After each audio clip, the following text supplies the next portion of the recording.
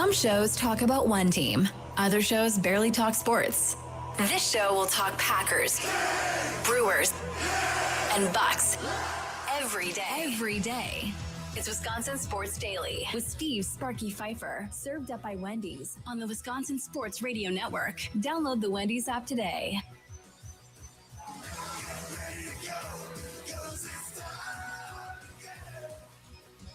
It is that time again here on a Monday, a green and gold Monday, a loser Monday. That is what we are, a loser Monday, as the Packers, they didn't really try.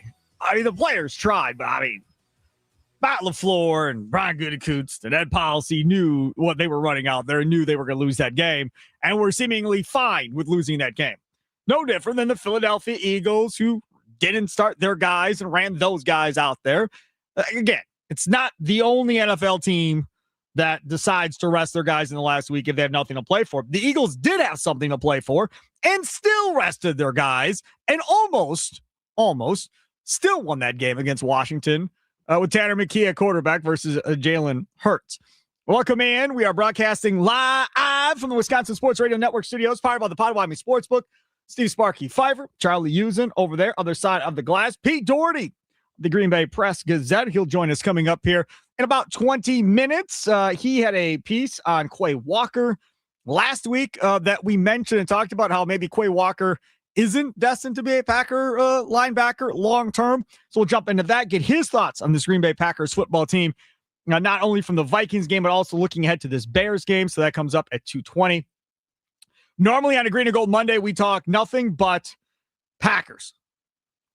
But there is significant news out on the Milwaukee Bucks as Peter Fagan out as Bucks president as he transitions to something else. However, I don't believe in that press release. I've read it twice, and it even says where he's transitioning to or what he's transitioning to do, other than he's transitioning is going to help this new guy take over. So we have to talk about that before the end of the 2 o'clock hour.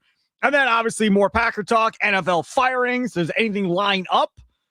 Do we think with Jeff Hafley that is a better gig than what he has right now in Green Bay in the 3 o'clock hour? Charlie Sounds of the day.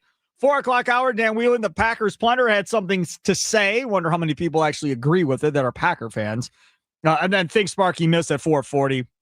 Could do 2 hours on the things that we're not going to talk about on this show. So we'll get to whatever we get to. I mean, the Brewers have made additions to the coaching staff. One shocking addition to the coaching staff. Badger portal news. We'll dive more into deep dive on that. I guess tomorrow we'll get somebody on to talk about that, but talk about that a little bit. And then Sunday Night Football last night was crazy. So all of that to get to towards the end. But we start off talking about the Packers losing to the Minnesota Vikings to close out their season. And the question is simple. What'd you learn? What'd you learn from yesterday's game? What did you take away from yesterday's game that maybe you didn't know going into yesterday's game? And yes, there are things to take away from yesterday's game, believe it or not.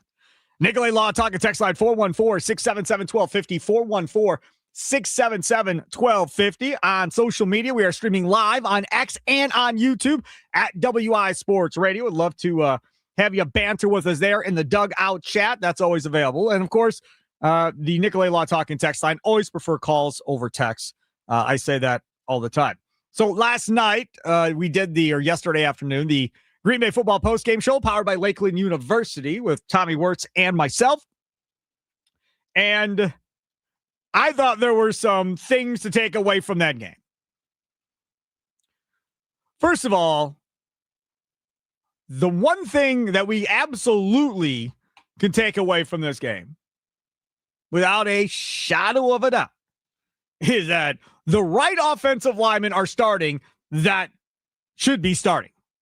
I don't know how you watched that game yesterday and feel to yourself like, oh yeah, boy, we're deep. We're feeling good about ourselves. I don't necessarily know if I'm there. Now, when you look at the Pro Football Focus grades, you say to yourself, fine, they didn't give up hardly any pressures, right? Jordan Morgan got torched on the one. Absolutely. I mean, he didn't even get out of his stance. Dude was by him. Dude was like, poof, gone. So I think they gave up a couple of pressures, and that was it for the most part in Clayton Tune based on how Pro Football Focus documented it. I didn't have a good feeling watching that game the entire game with that offensive line. None whatsoever. And Tommy Wirtz and I went back and forth about this yesterday on the show. I was like, man, come on.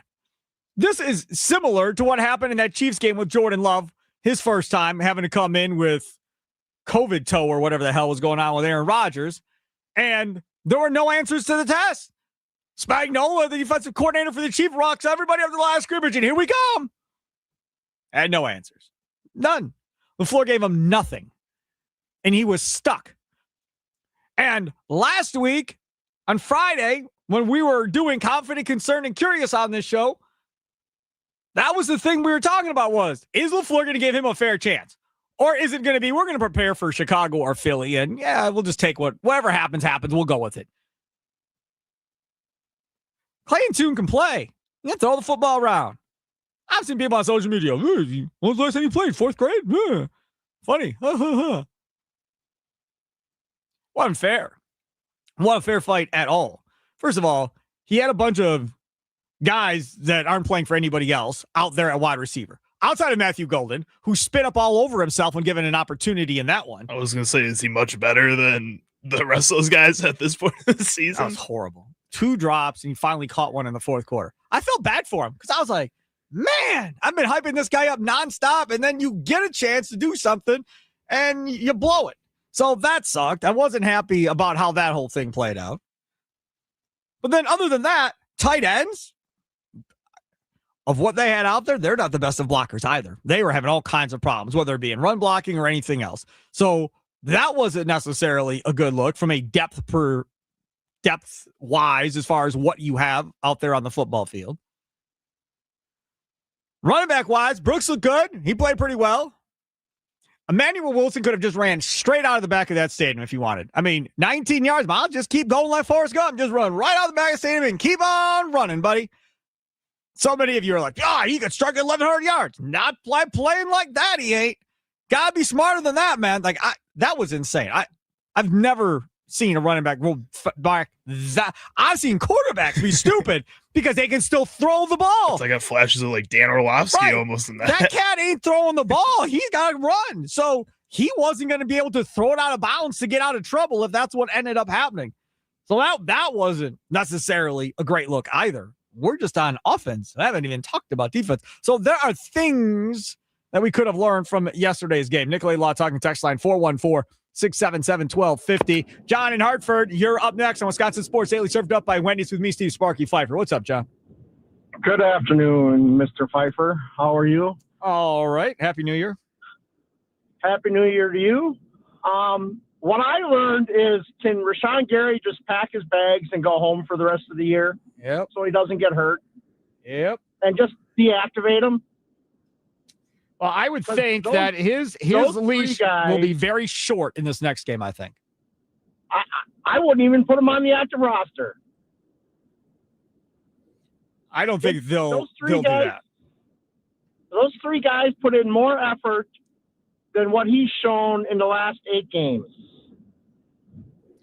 I think that Sorrell made a big statement, the rookie, as far as that he is a piece that they can continue to use in more snap opportunities than they've used in the past in that game. And not only from the outside, but he also can play inside, help stop the run, get some penetration on the inside too. I think that is the one biggest takeaway from that game. John, thanks for the call. I agree with you that Rashawn Gary has stunk for a half a season.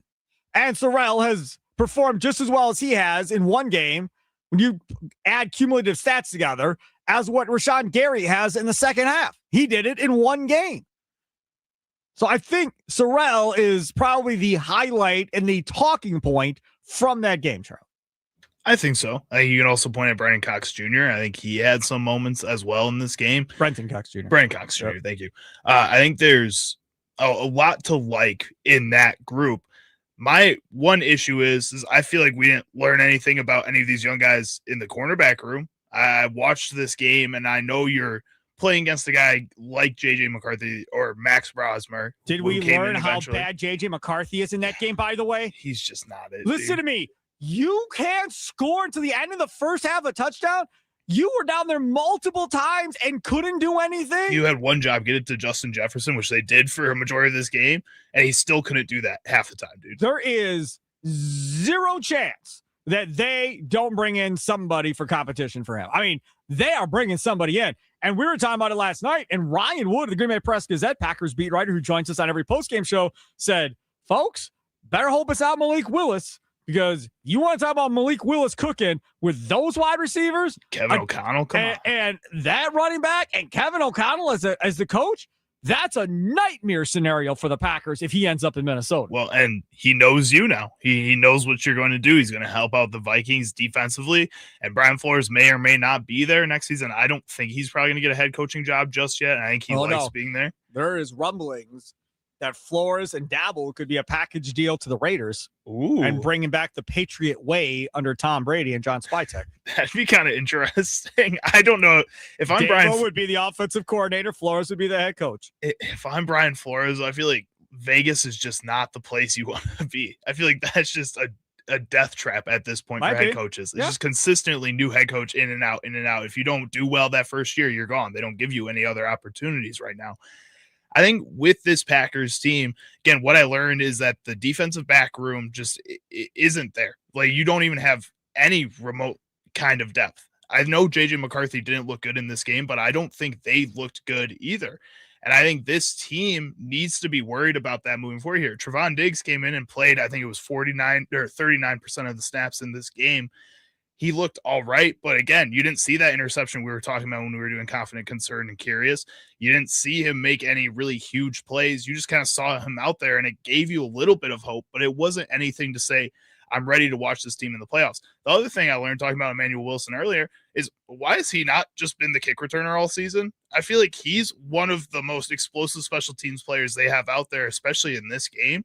And it looked really good. He's your backup running back. He's not that important to the offense. Instead of putting a Jaden Reed or a Matthew Golden or Savion Williams, guys that you could have used more often than Emmanuel Wilson, and giving Chris Brooks some more carries maybe in the backfield because he looked pretty good in this game, Emmanuel Wilson should have just been the guy returning kicks. He feels like the perfect guy to be there. Well, see, and that's the other thing too.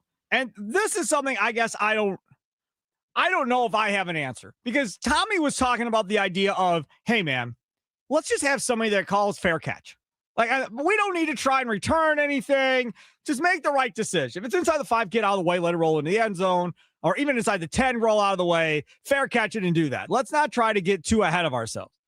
But we've seen in the past where Charles Woodson doesn't return kicks all year. Playoffs start, and all of a sudden Charles Woodson is back there returning kicks, and seen it all year. And Woodson's like, I got this. It's playoffs. I got this. Maybe Keyshawn Nixon should raise his hand and say, hey, I got this. I'll return punts and kicks here in the postseason. You don't got to worry about anybody else. I'll get one for us here. Like, that would be refreshing, considering he hasn't played well at corner. It would be kind of cool to be a team player and go, coach, I got this. I want to return punts and kicks. Let me go. Now, maybe they'll say, absolutely not. If you get hurt, we're screwed. You got to play. Maybe they would say that. But it would be nice if he raised his hand, the same guy who said he didn't want to do it anymore at the end of last year, to now fast forward to the end of this year and go, I'll do it. Let me do it in the playoffs. It would be nice, and I think it would be a nice story. But at the same time, I know people are frustrated with his play at cornerback. You can't really afford to lose him at cornerback at this point either, though. I think putting him at kick returner at this point in the season really heightens that risk. Yeah, you could have him just stand back there and do fair catches, but then you might as well have anybody be back there and do that. I don't think you want to put that position at risk at this point. I think wide receiver is a deeper position. If you want to go and get a more highlight style player, that's a spot where I would think I would understand it more. See, this is the other thing too. When we talk about the playoffs and the Bears and so forth, you've seen each other so much, right? That there's very little that you can do to surprise the other team when they go out there. There's very little that is going to happen. And Ben Johnson's like, holy crap, didn't see that one coming. Like, I just don't feel like there's a ton that you can do. And another thing that keeps coming up is, Tommy Wirtz brought this up to Andy Herman this morning when he was filling in for Josh Albrecht down Inside Wisconsin Sports with Trevor Thomas about, okay, over under a half of times that Malik Willis will have a play in this game. I think over. And Andy said under. He's beat up as all get out. and they're not going to take Jordan Love off the field. I tend to agree. But if that were to happen, that would be something, because you haven't seen it when Love has been healthy where Willis has come in to run any type of package of plays. And the thing with Willis is he can throw it, he can run it, he can play act, he can do a lot of different things, and it'd be an interesting changeup. I also would say under. I also would say there's no chance they're sitting Jordan Love, especially when Love is the healthier of the two at this point. If Love had the shoulder injury, the hamstring injury, and they're trying to get through the game with him, maybe they give him a rest here or there and get him out of harm's way. But since he's fine, it was just a concussion, I think they leave it alone. I don't think it would be designed in my mind that Malik Willis gets into this game.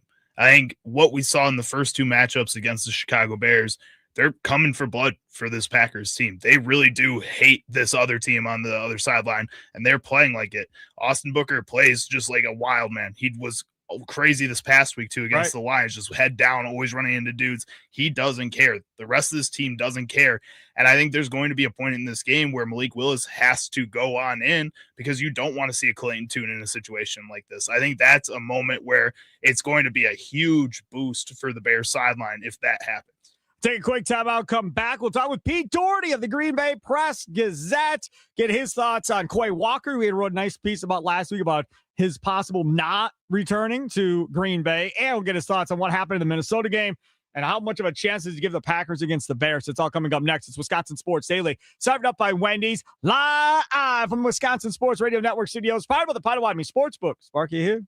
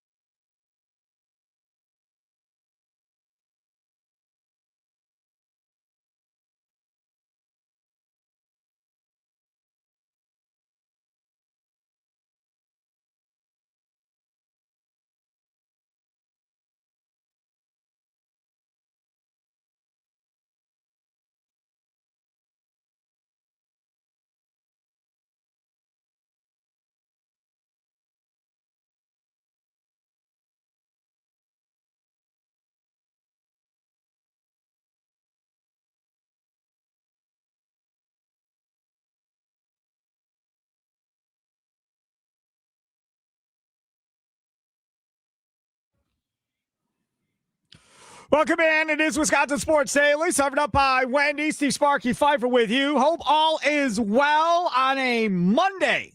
Green and Gold Monday, a loser Monday. Packers coming off of a loss to the Minnesota Vikings. And wouldn't you know it, in our building where we do the show from, there is a Vikings fan. And immediately has to run his mouth. And what do you say? Yeah, y'all beat us. You beat our backups. Congratulations. You're not gonna even fight it. It's like, yeah, okay. You beat our backups, Charlie. What's the big deal? Congrats. I guess. Hey, you just walk away. Hey, Lions fans have a little bit more to brag about, I guess, and they're in the same position as the Vikings, so give them that. Lions are in last place. Finished in last place. Wonder if they miss Ben Johnson. Joining us now on the guest hotline, powered by Gruber Law. One call, that's all. There he is, Pete Dougherty of the Green Bay Press Gazette. Follow him on Twitter, or X, whatever you want to call it, at Pete Dougherty. Pete, thanks so much for coming on, my friend. How are you? Good, Sparky. How you doing today? Doing good. I'll just say what we asked the first segment. What did you learn from yesterday's game? I said Sorrell was the guy that I think we all learned about a little bit more of. Hey, he's going to get more playing time maybe in the playoffs, and he's definitely going to be probably more of a main piece next year.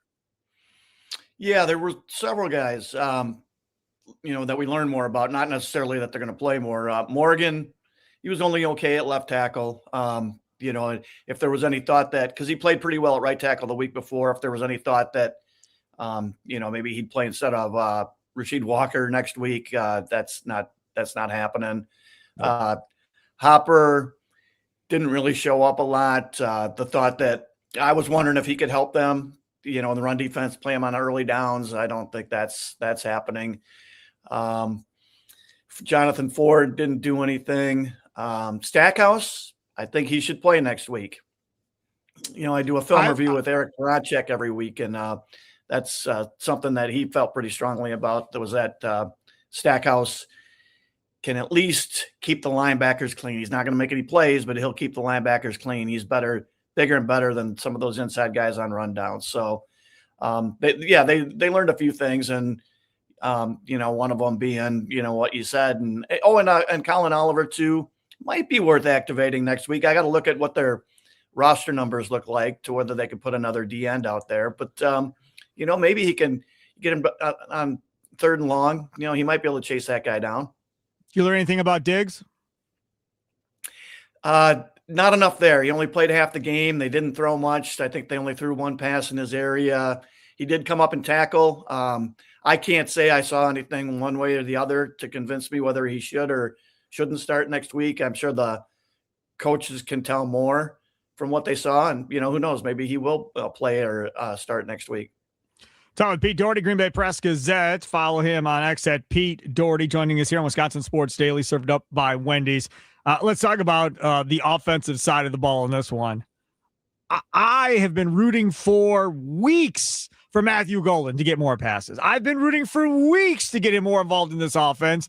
And now here comes Clayton Tune. I was like, okay, they played together in college. Here we go. Now let's get him some targets and see what he looks like. Drop, and then finally catches the ball. That was the opportunity, if there was a real opportunity. And if you listen to Stenovich, he was never going to really have much of be a factor in the playoffs anyhow. But that would have been a nice positive momentum builder potentially heading into the offseason if he was able to finally put up a decent game. Yeah, and look, I swear I did not hallucinate this. The guy had a really promising training camp. By the end of camp, I remember thinking, there's talent here. It's going to take a little while, but by December, this guy will be in the top 3 in their rotation, and he might be, he might be as good as what they got. He might, and it just hasn't happened. They didn't force him onto the field, and then he had the 2 injuries, so that cost him practice and playing time.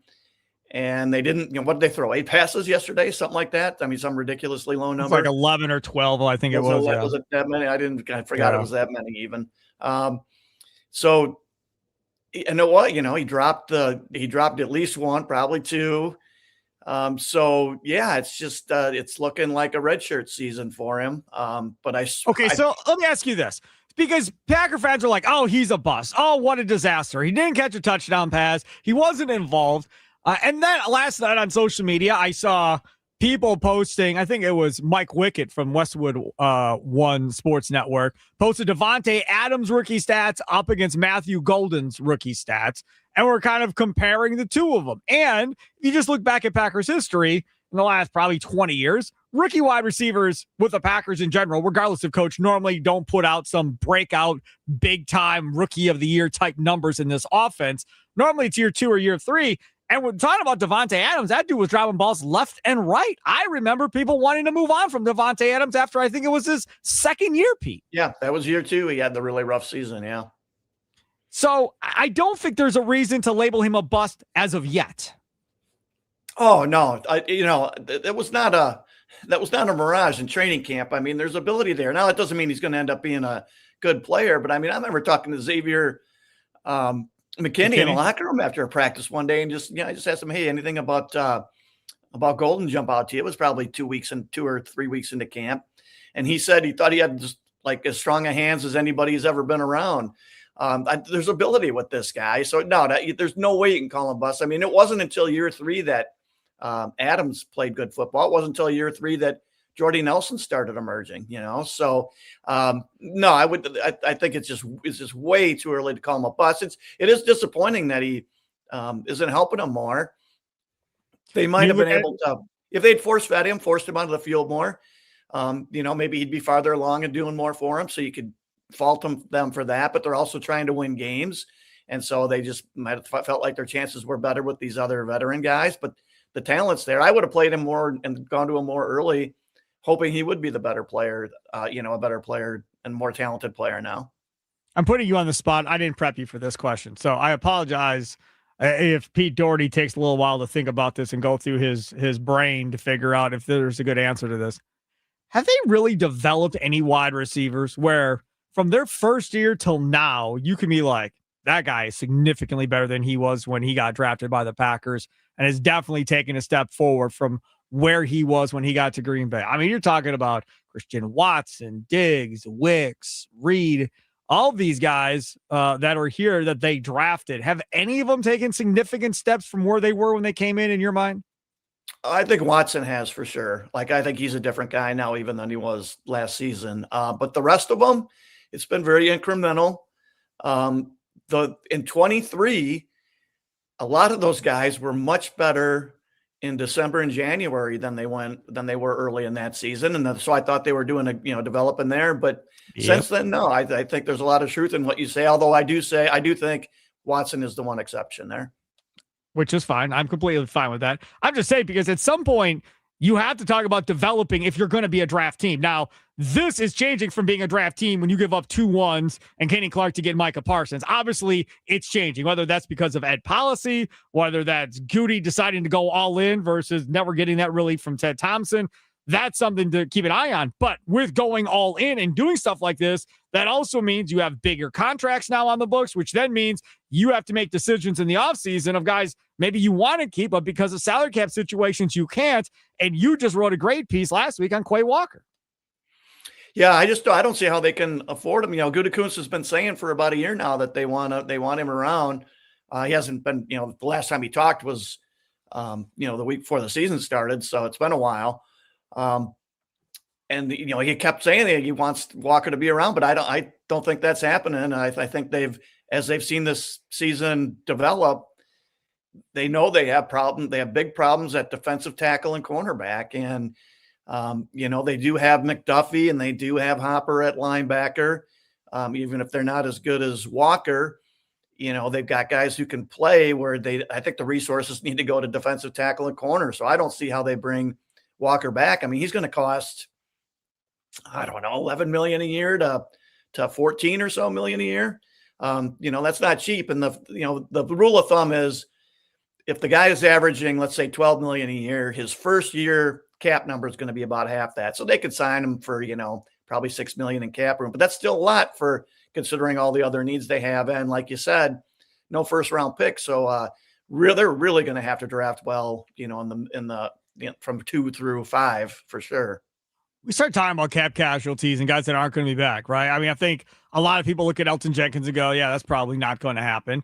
But I think a lot of people now are looking at Rashawn Gary and going, he's probably gone too. But if Rashawn Gary is gone, doesn't that mean that edge now becomes a priority as well?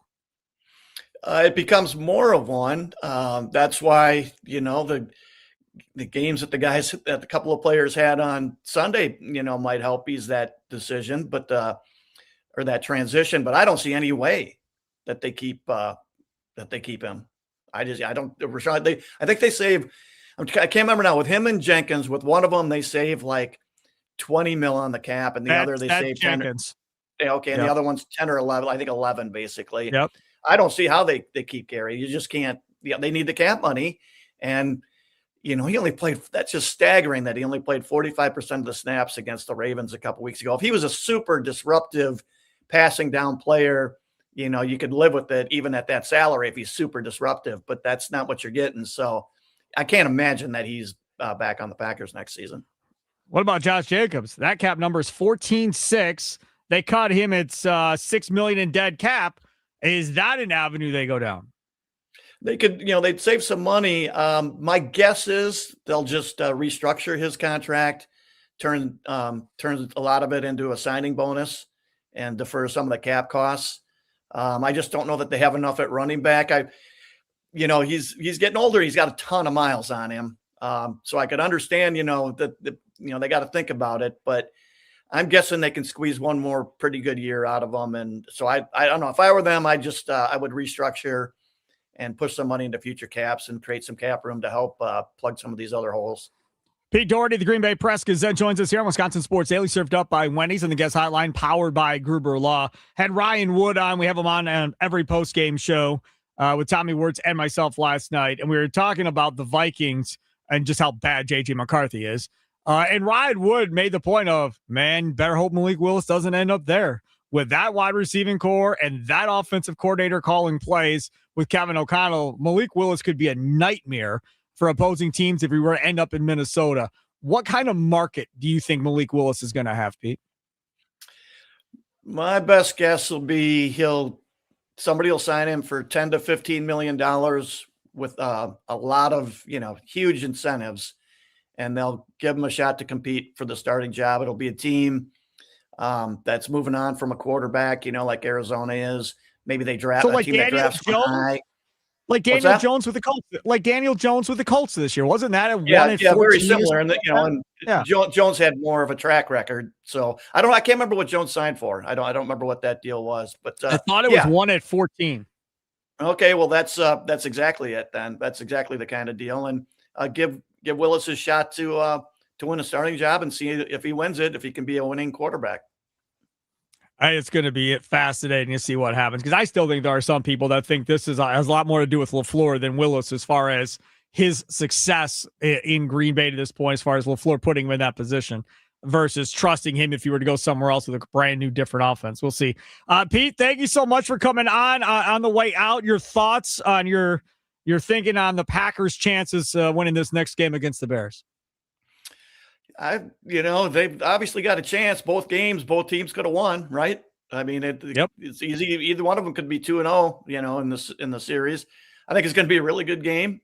My guess is Williams will find a way to pull it out in the end. I'm a little surprised the Packers are a 1-point favorite. That doesn't strike me as, the way I would bet on this one. Yeah, I mean, it's close to a coin toss game for sure. And yeah, they have a chance. I just think, not having Parsons and the weaknesses at defensive tackle, it's going to catch up with them sometime in the postseason. If it's not this week, maybe the next week after that, but you never know. I mean, there's no great team this year. So all you got to do is play well enough to win each week in the playoffs, and you're still alive. Packers just need turnovers. The Packers win the turnover battle. I think they win the game. The problem is they don't get turnovers. And I think is going to be the end. At the end of the day, that's the difference. If the Bears end up with 1 or 2 turnovers off Love or a fumble or whatever, and the Packers can't get the ball back on their own right, I think that's probably it at the end of the day. Pete, thank you so much for coming on. Read his great stuff at the Green Bay Press Gazette. Follow him on X at Pete Dougherty. Have a good rest of your day, Pete. Appreciate it. Yeah, thanks for having me, Sparky. It's always a pleasure. Thanks. You betcha. Take care. There he is. Pete Dougherty joining us on the guest hotline, powered by Gruber Law. One call. That's all. Funny story. Got done doing the post-game show last night. Got into the car to drive home. Turned on 670 The Score, and there was none too happy of people talking on the radio after that loss to the Detroit Lions. A lot of, oh my goodness, that's about as bad as we've seen Caleb Williams play. Ben Johnson, oh my goodness, the mental errors, what is going on? And the spin is, well, they were looking ahead to the playoffs. This wasn't as big of a deal. They just weren't focused. Could be, but that's now 2 games. Packers haven't won a game since they beat the Bears. Bears haven't won a game since they beat the Packers. Packers obviously longer than the Bears. Packers are 4 games. Bears are 2 games.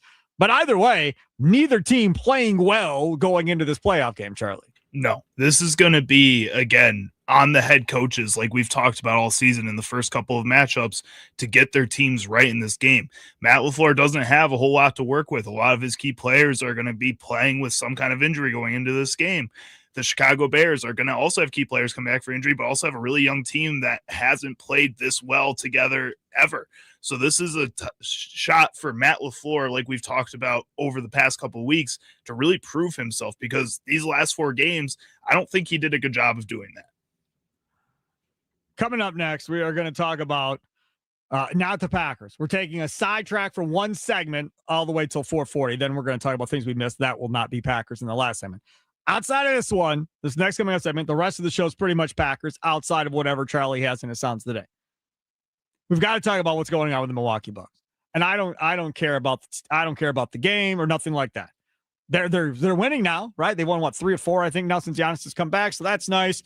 They blew a gigantic lead in Sacramento against Kings last night, figured out how to win the game. But that's not what we're going to talk about. We're going to talk about this announcement today from the Milwaukee Bucks that Peter Fagan is out as Bucks president. We'll discuss who's in his place. Wisconsin Sports Daily, served up by Wendy's, live from the Wisconsin Sports Radio Network studios, powered by the Potawatomi Sportsbook. Sparky here.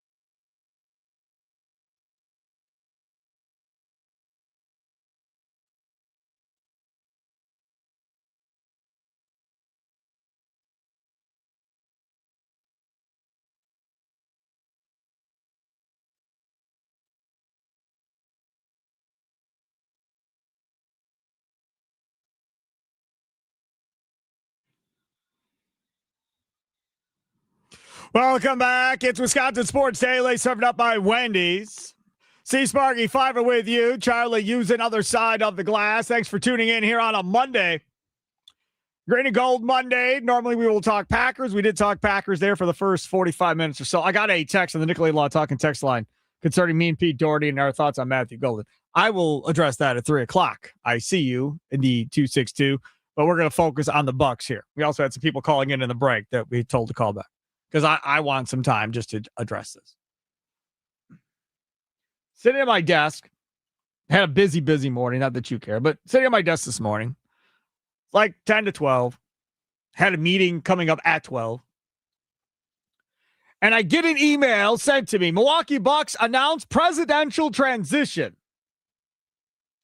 Peter Feigin concludes transformational 12-season run. Haslam Sport Group's Josh Glessing assumes role. So, it appears, because there's nothing in here saying Feigin is staying in the organization, it appears that Peter Feigin's run is done. Peter Feigin is not old. He's not old. He's not old like, I'm going to retire. I'm not going to go do anything for the rest of my time. Like, that's not it. So I don't know what all is going on. I don't know if he got forced out or what all is happening. So, since I don't know what's going on, I'm going to do what a good sports talk show host does. And that is guess.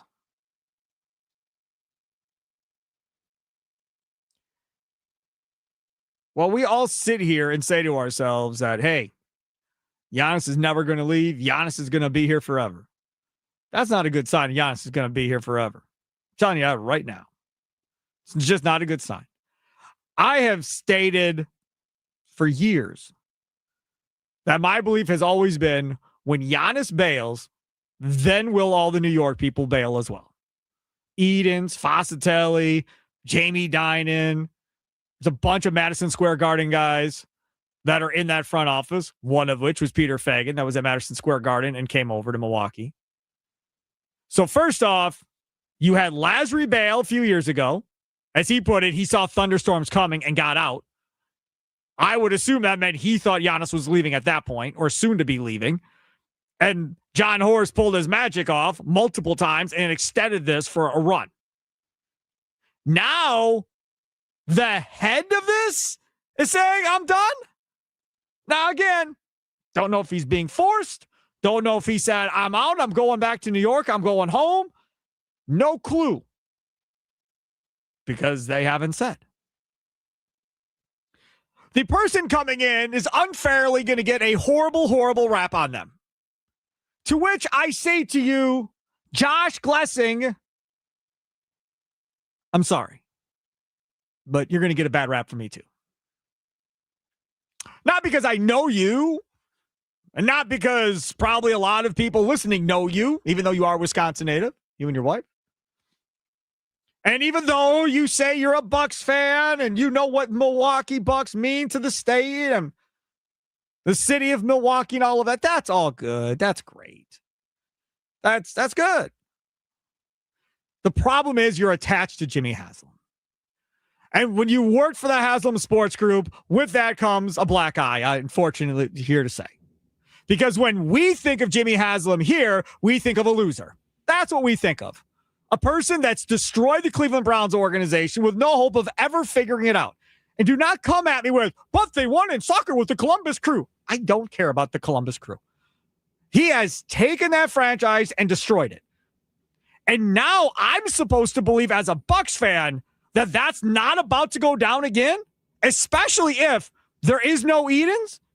Because if he's next, if he's the next one out of town to get on his Hawaii horse and be like, hey, man, when y'all championship, it's been real. Jimmy's taking over my part ownership. Good luck. With all due respect, we're screwed. We're going to be screwed for God knows how long. Going to be screwed. So, again, to Josh Glessing, I don't know you.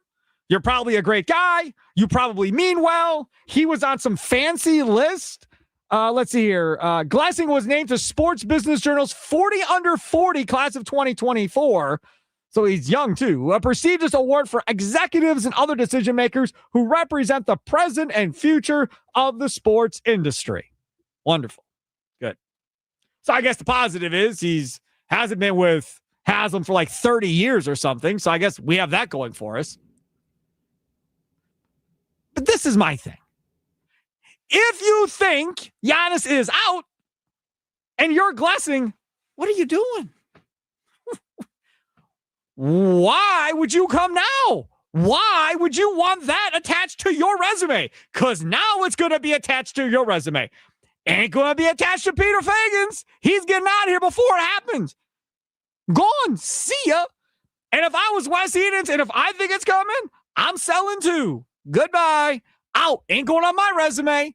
We built this thing to a championship, and I'm not going to be responsible for this thing crumbling to the ground. Jimmy Haslam has no problem because he destroyed the Browns. I'll destroy another franchise, sure. As long as I make money at the end, I'm all good. Fine, fair enough. Do your thing. But there is absolutely zero chance. If I was this Glessing guy, I would have taken this job. And you could be like, but Sparky, there's only so many NBA president jobs. If this guy's as talented as they say he is, he could have got another NBA president's job somewhere else. Did not have to come through this route.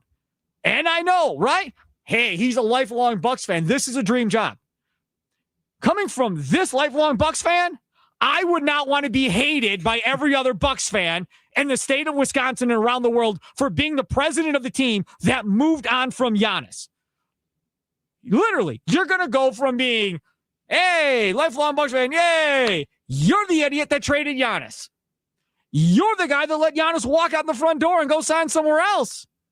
Why would you want to walk into that? There's no chance. No chance. I don't care what they're paying me. I'm going to be the guy with that on my headstone when it's over. No chance. Unless he thinks he can come in here and be the guy that saved the Milwaukee Bucks and can rebuild that relationship with Giannis.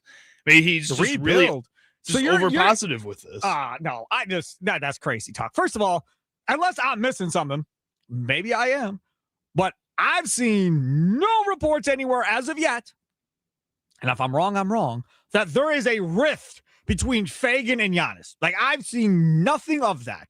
As far as I know, they've always been good. So I would be shocked if this is a Giannis power play of, I'm done with him. Like, we got to move on. Like, I'm done dealing with this cat. Move on. I don't believe that for a second.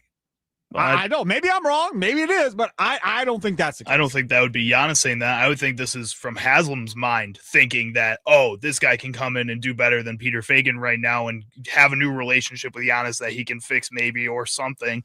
It's a bad idea, but it doesn't mean this guy isn't coming in with some kind of positive mindset that, yes, is probably misinformed, probably should not be like that. But maybe he's just a fan of the team and grew up that fan of the team, is a guy that has not a very big resume, but an important resume. And this is a spot where he thinks he can make a big name for himself. It's good. It's good positive energy. You're trying your best. Big red flags about Giannis. Big red flags with Fagan leaving. Big red flags. This is not good, people. Not good, not good, not good. Wisconsin Sports Daily, served up by Wendy's, live from Wisconsin Sports Radio Network Studios, powered by the Potawatomi Sportsbook. Steve Sparky Fiver with you. Charlie Usen over there. One other thing on the way out. I want to make sure I say this. Peter Fagan, thank you for all that you've done for the Bucks. It was a hell of a job, man. You did a great job. Well done. Coming up next, back to the Packers and limping into the playoffs.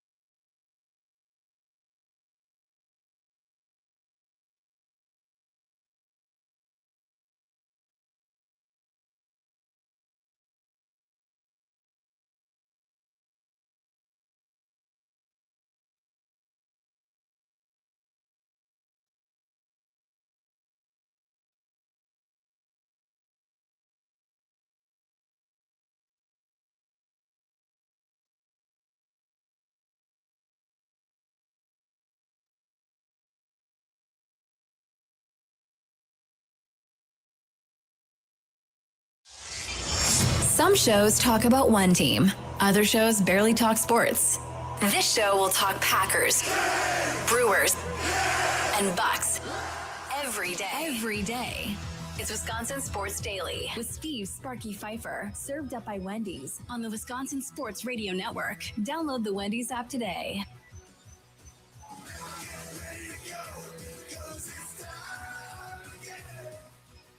It's time again. Steve Sparky Pfeiffer, Charlie Hughes, and other side of the glass. We broadcast live from the Wisconsin Sports Radio Network studios, powered by the Potawatomi Sportsbook on a Green and Gold Monday. Back to the Packers we go, coming off of the Peter Fagan out as Bucks president in the last segment. I want to address a text message before we get into the current Packers topic. We had Pete Dougherty on from the Green Bay Press-Gazette last hour, and we were talking about Matthew Golden and the year that he's had and the poor numbers, and saying a lot of rookie receivers in Green Bay have had rookie numbers over the course of time and so forth. I asked Pete Dougherty, would you label him a bust? And he's absolutely not. Like, no, it's 1 year. No. And he pointed out that he was really good in training camp. The 262, use the Nicolay Law Talk and text line, always open to you as well. 414-677-1250, 414-677-1250. And it says, Sparky, you and Pete are fools if you think Matthew Golden is the problem and not the way LaFleur has used him. Typical casual insight by you two. Okay, thank you for listening and knowing about my casual insight. And I will say this to you, whoever the 262 is. If he was that good, and if Matt LaFleur trusted him, he'd be on the field more. Simple. Now, could be route running's not good enough. Could be doesn't know the playbook. Could be a bunch of different reasons of why Matt LaFleur is not playing Matthew Golden. Because if you go back to training camp, he caught like damn near everything thrown at him. Everything they threw at him, he like caught everything. I don't know if there was a practice in training camp where he dropped 2 balls in a practice like he just did against the Minnesota Vikings. And as Ryan Wood pointed out on the postgame show last night, again, always available in podcast form. If you go to wisportsradio.com, you can go back and listen to the Ryan Wood interview from last night. He says this is a confidence issue, he thinks, with Matthew Golden at this point. Desperately needs something good to happen to get his confidence back up. He thinks that's a major problem with Golden right now. Which, okay, if that's is what it is, so be it. Then you start over in training camp next year and you work on building him back up again. If Romeo Doubs isn't here, that's going to be a position that there will be an opening to where he can move in. I'm not saying he's going to start, but he can move into more of a prominent role in this wide receiving core if Doubs is somewhere else. He could, but also if there's any point next season where even in the preseason, you're seeing guys like Bo Melton get those types of reps. Savion Williams sneaks in and starts getting more reps. That's a really bad sign for Matthew Golden, too, at that point. If they're starting to give other guys opportunities like we've seen this season, they give to Bo Melton, who wasn't supposed to be a wide receiver at the beginning of the year, was supposed to be a cornerback. That's a problem. And Matthew Golden has to get past that. And I get it that it may be a confidence issue. The best way to get past that confidence issue is to get those reps. And if Matt LaFleur feels like that's all it is, then he would probably just keep giving him the reps, especially in a game like yesterday's where he can just go in and try to get over that. But he still didn't feel like that was worthwhile. And that's a problem. I would imagine, I have no insight on this, but I would imagine Matthew Golden knows why he's not playing. That'd be my guess, right? I mean, if you were Matthew Golden and you weren't playing that many snaps in the game and you weren't getting balls thrown to you, what would you do? I would go to the coach or the offensive coordinator, Stanovich, or my position coach and be like, hey, man, what do I got to do to get some love around here? What do I got to do to get more targets? Like, I got to watch Jordan Love's car. What do I got to do? I'll do whatever you need me to do, but I need some more love out here. What am I doing wrong? At some point, you have that conversation, whether it be your position coach, the coordinator, or the head coach. I would assume the head coach would want you to have it with the position coach before you go to the coordinator, and certainly before you go straight into Matt LaFleur's office to have that conversation. He doesn't want you to skip those other steps. But you would think he would know the reason why he isn't getting more love in the offense this year. There has to be something that he has to improve on and work on between now and next year. And then let's see if that happens And if it does, whatever it is, then there should be a major jump from a talent standpoint and from a trait standpoint of physical wide receiver. He's got everything he needs to make this work, Charlie. Do you think at all that Matthew Golden has maybe been a little bit too passive about this? If there isn't some other issue that like maybe he feels like he should speak up, because other young wide receivers speak up when they feel like they don't get enough targets, or they just don't go to practice. I saw like Romeo Doubs. You're right. I saw it was Steve. I think it was Steve Smith put out his player report card for the end of the season for Matthew Golden. He gave Matthew Golden an A for role acceptance. I'm like, that seems kind of like loser talk to me to give him like a participation award for saying, oh yeah, I accept being the 7th wide receiver in this group, even though I'm a first round pick. I feel like if there wasn't something more to this, like you're saying, like there's some other big issue with why he's playing, then he should be more vocal or should try to be getting into that rotation more. Let's go over there to the Dugout YouTube chat over there. Brett has a theory, and Andy Herman brought it up last week. He said, well, Andy Herman said last week, Golden is not a good blocker either. I did hear him say that last week too, to which I say it should not matter if you're that good of a receiver. Like Malik Heath is on the roster because he's a good blocker. That's how he stayed around forever until he wore out his welcome, right? Yes, blocking is pivotal in Matt LaFleur's offense because he wants to run, throw, right? So that's part of it. But I'm here to tell you, I don't care how good Randy Moss was at blocking. Randy Moss would play for Matt LaFleur because he's that damn good. I don't care how good of a blocker Justin Jefferson is. If you're that good, he's going to play you. He'll worry about you not blocking later. He's going to figure it out. You're a first-round pick, which means, now again, you're not top 10 pick. You're not top 5 pick, so let's settle down with that. He could have went in the second round, but he went in the first. So from that expectation, yes, you have to block. I would say if he's an average blocker, that's good enough. Because I don't think Luke Musgrave is even an average blocker at this point. And he's on the field, right? So if he's average, but he's a really good route runner, knows the offense, knows how to get into, holes in his zone defense and so forth, knows all that stuff, he plays. I don't care what he looks like as a run blocker. It won't matter. But that obviously is not the case.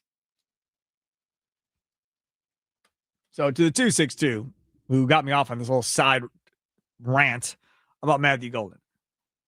I think Matthew Golden is going to be good. Been saying it all year. Was I disappointed that he dropped 2 balls? Heartbroken. Yeah, I was. Yes, absolutely disappointed they dropped 2 balls because I've been rooting for that dude all year long. And I will continue to root for that dude next year as well because I think he's uber talented. It's just a matter of figuring it out. And whatever this is, that is the issue, I think, until I hear otherwise, is fixable and something that can be worked on and moved on from after his rookie season, during the offseason, whether it's working with coaches or working with a personal coach on the side or whatever.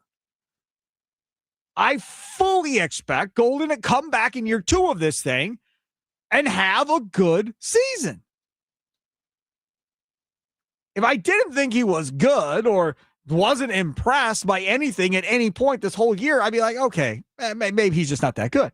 For instance, Jordan Morgan did not play guard well all year, but he was okay at left tackle in training camp, or not training camp, in preseason. He was okay there when they gave him a shot. In training camp, okay. Wasn't horrible. He was horrible at guard. At right tackle, he's been okay at right tackle, right? It was nothing special at left tackle yesterday by any stretch of the imagination. But again, he hasn't played in a long time. But I could see more people going down that road of, dude, he's just not good. After watching this kid for 2 years, of maybe you get to that point.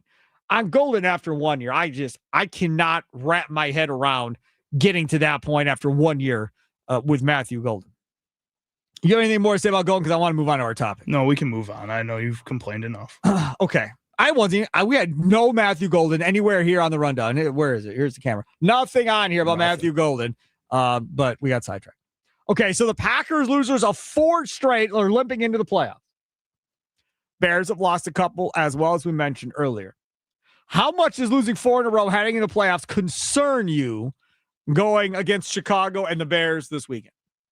How much of a concern is this? They chose to rest players versus playing guys and trying to get a win and trying to remember what it feels like to win a football game because it's been like a month since they've won a football game, which is a long time in the National Football League. Nicolay Law Talk, text line 414-677-1250, 414-677-1250. Stream us live on X and on YouTube as well at WI Sports Radio.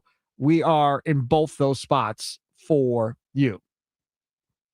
Now, LaFleur talked about the idea of why he played, who he played. I definitely think that was a major driving force in regards to the decision to try to keep out as many guys as we could. I mean, obviously, I talked about it earlier this week. I mean, you have 55 spots because you got a 53 plus 2 elevations. Certainly some guys were injured going into this game that couldn't play anyways.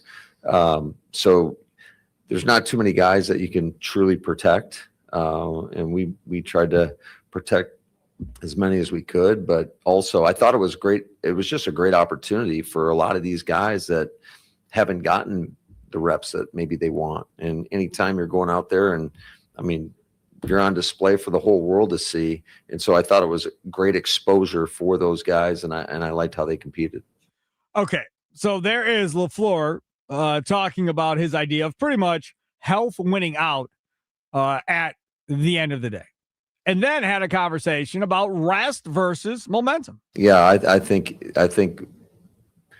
we did the right thing today in regards to trying to, and we'll see. Time will tell. But I feel better about this certainly than I did a year ago after the game. It was a double whammy when we lose the game and you lose like a key player for us to go into that run. So I thought this was the best decision. How much is losing 4 in a row heading into playoffs concern you going up into this Bears game coming up Saturday night, 7:00 prime time at Soldier Field down in Chicago? Nicolay Law Talk, text line 414-677-1250, 414-677-1250. Trell, north side of Milwaukee. You're next on Wisconsin Sports Daily, served up by Wendy's. What's up, Trell? What's going on, Spark? How you doing? I was fine to the Peter Fagan news earlier, but we won't harp on that. Move on. What do you got? Oh, wow. I think I'm in between, Sparky, because I really don't like it. It's not a good look, regardless how much you try to spin it. But I do think if you are on the losing streak, there's this thing that it's got to end somewhere. And maybe while you're coming off a losing streak, you can put together some wins, and that would be something good for the Packers if they're able to put together some wins because we'll be in the playoffs. So I would say that much. But I am concerned because sometimes when you lose games in a row, you lose something that the seriousness of the game doesn't quite show up on the field as much. And it seems like guys kind of give in and something to rest on their laurels a little bit. So that does concern me. But I think it's a way that if LaFleur is the coach that we think he is, he can turn around. If he can motivate the man like we think he can turn around. I just hope that I'll tell you one thing. When I watched that Pittsburgh game last night, the defensive coordinator, and I don't know who it is, I didn't look it up, but for who? The Bears? He did for the Steelers. Oh, for the Steelers. Yeah. Okay, go ahead. He did a hell of a job changing his defense in that second half to give his team a chance against Derrick Henry.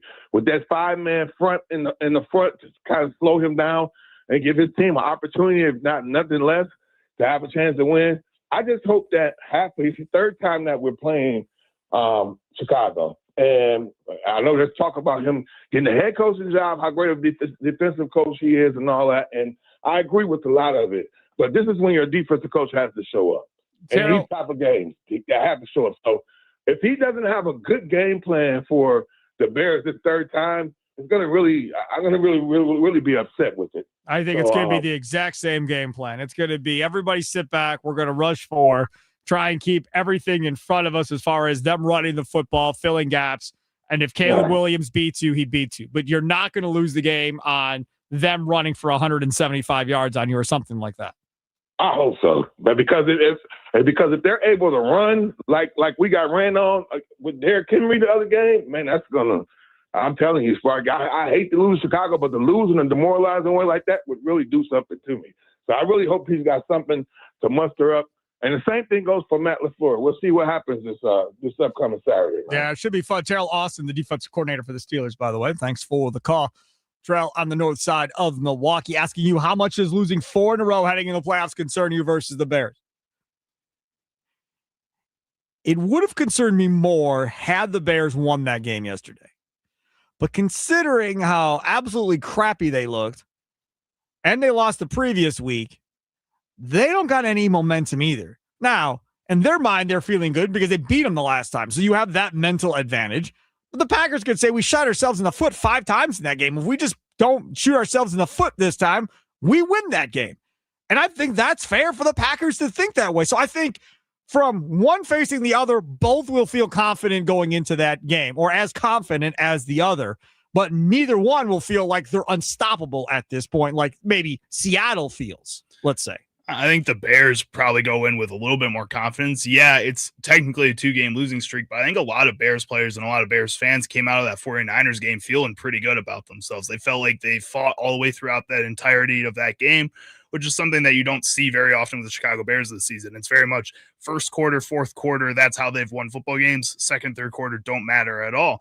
It was really this Lions game that kind of put it into perspective how close they are to being knocked out by the Packers in this first round here. So I think they probably go in with a little bit more confidence than the Green Bay Packers, who know what their weaknesses are and have been on display for the past 4 weeks. I think that probably should worry them a little bit because the Bears have the perfect offense to counter those things you're missing on the defense. The good thing is Caleb Williams isn't that good. So you saw that in this last game. You know, the Bears, you don't go into this game like, oh my God, he's going to complete 70% of his passes. You go in this game going, he really isn't all that accurate and has those games. Yesterday, he gave him a couple of opportunities for interceptions. But the difference is here, if you're the Packers, you just cannot drop passes, man. Cannot, man. If the ball comes to you, Keyshawn Nixon, catch the damn football. Carrington Valentine, no going through the hands, right? Xavier McKinney, find some of that pixie dust, baby, and get back to getting in a couple interceptions. That's how they win this game. Probably going to be the only way they win this game. They've got to create turnovers on defense.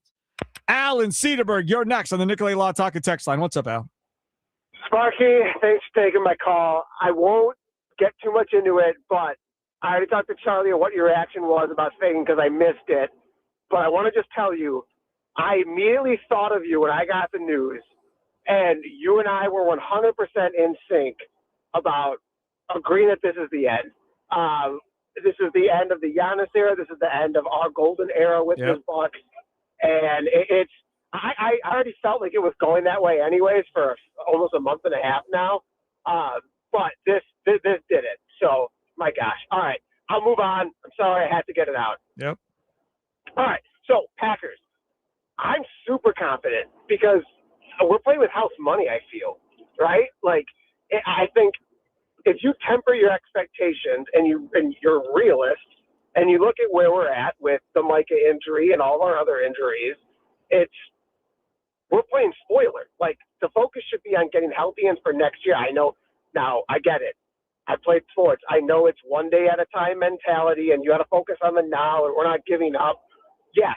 Like, I want that attitude, but you're a realist, you're smart, you know that big picture, the focus is on next year. So it's like, why not be confident? Why not be excited? We've owned the Bears for years, right? So I don't know, man. Like, what do you think?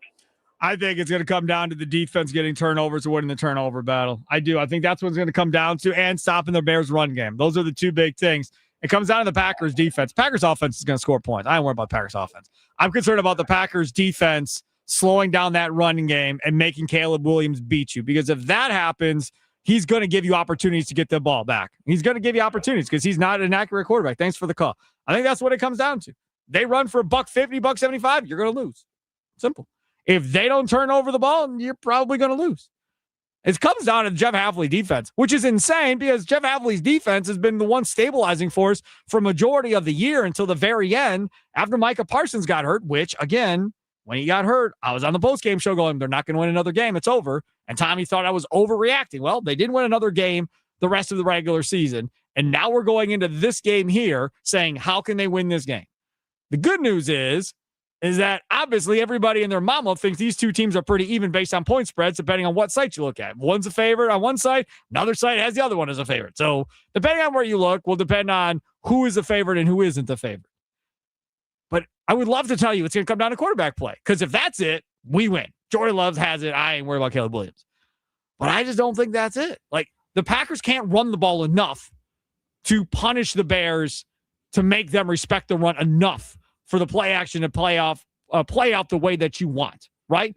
Don't run it enough to keep the Bears honest on defense, but not to the same extent the Bears can run the ball against the Packers defense and control time and so forth. If I'm the Bears, I want to limit possessions for Green Bay. That's my goal going into this. The least amount of 1, 2, 3 punts I can have, the better. I don't care if I punt, but I'll punt after 9 plays. I don't want to just be punting after 3 plays and giving the ball back to that Packers offense. I'm trying to make it I have 3 possessions in the first half. You have 2 possessions in the first half at halftime, and we're up, 13-0 on the Packers. I think if that happens, Bears are ecstatic. Why? Because the Packers defense is going to be tired as dogs come the second half. By the time the fourth quarter rolls around, regardless of the score, that offensive line is going to be leaning on the Packers defensive line, and it's curtains. And it could be the same thing the other way, too. The way the Bears defense has played this season, it's all on turnovers. So if you can keep them on the field and keep the ball out of harm's way, you can tire them out, too, and start running the ball on them as well. Going back to what Al was saying, I don't think it's right to keep saying that this team is playing with house money at this point. I think there is a lot to learn and a lot of things that are going to hinge on this game, especially if the Packers lose this game. Matt LaFleur may not have a job. Jordan Love is going to get viewed differently if he doesn't play that well. Matt LaFleur is not getting fired. Read that policy stuff. He ain't getting fired. Stop. All this nonsense. People reading into crap.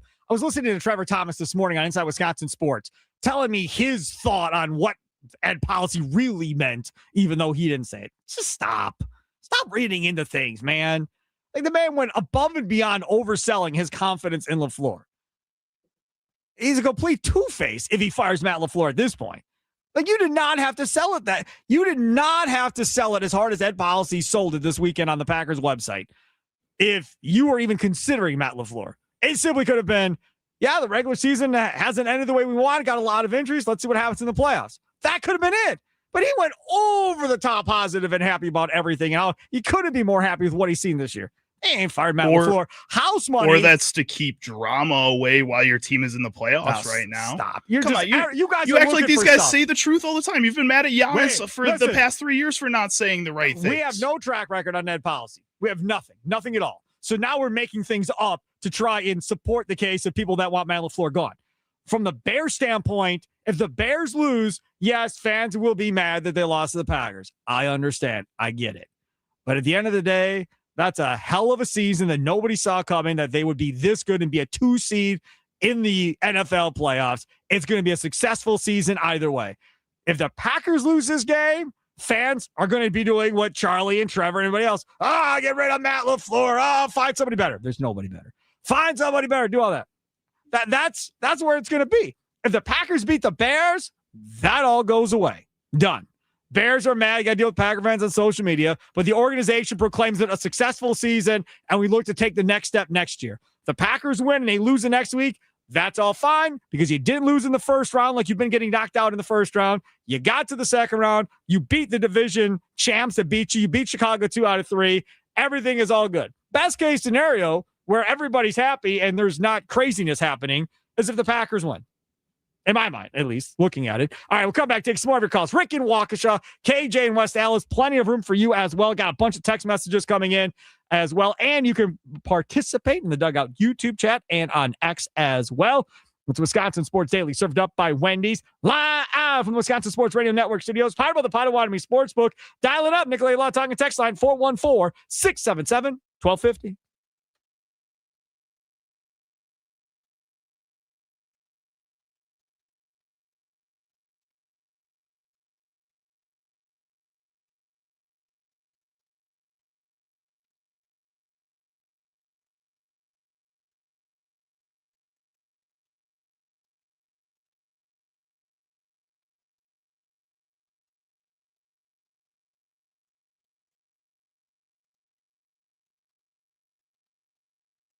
I heard you were dancing to a fit.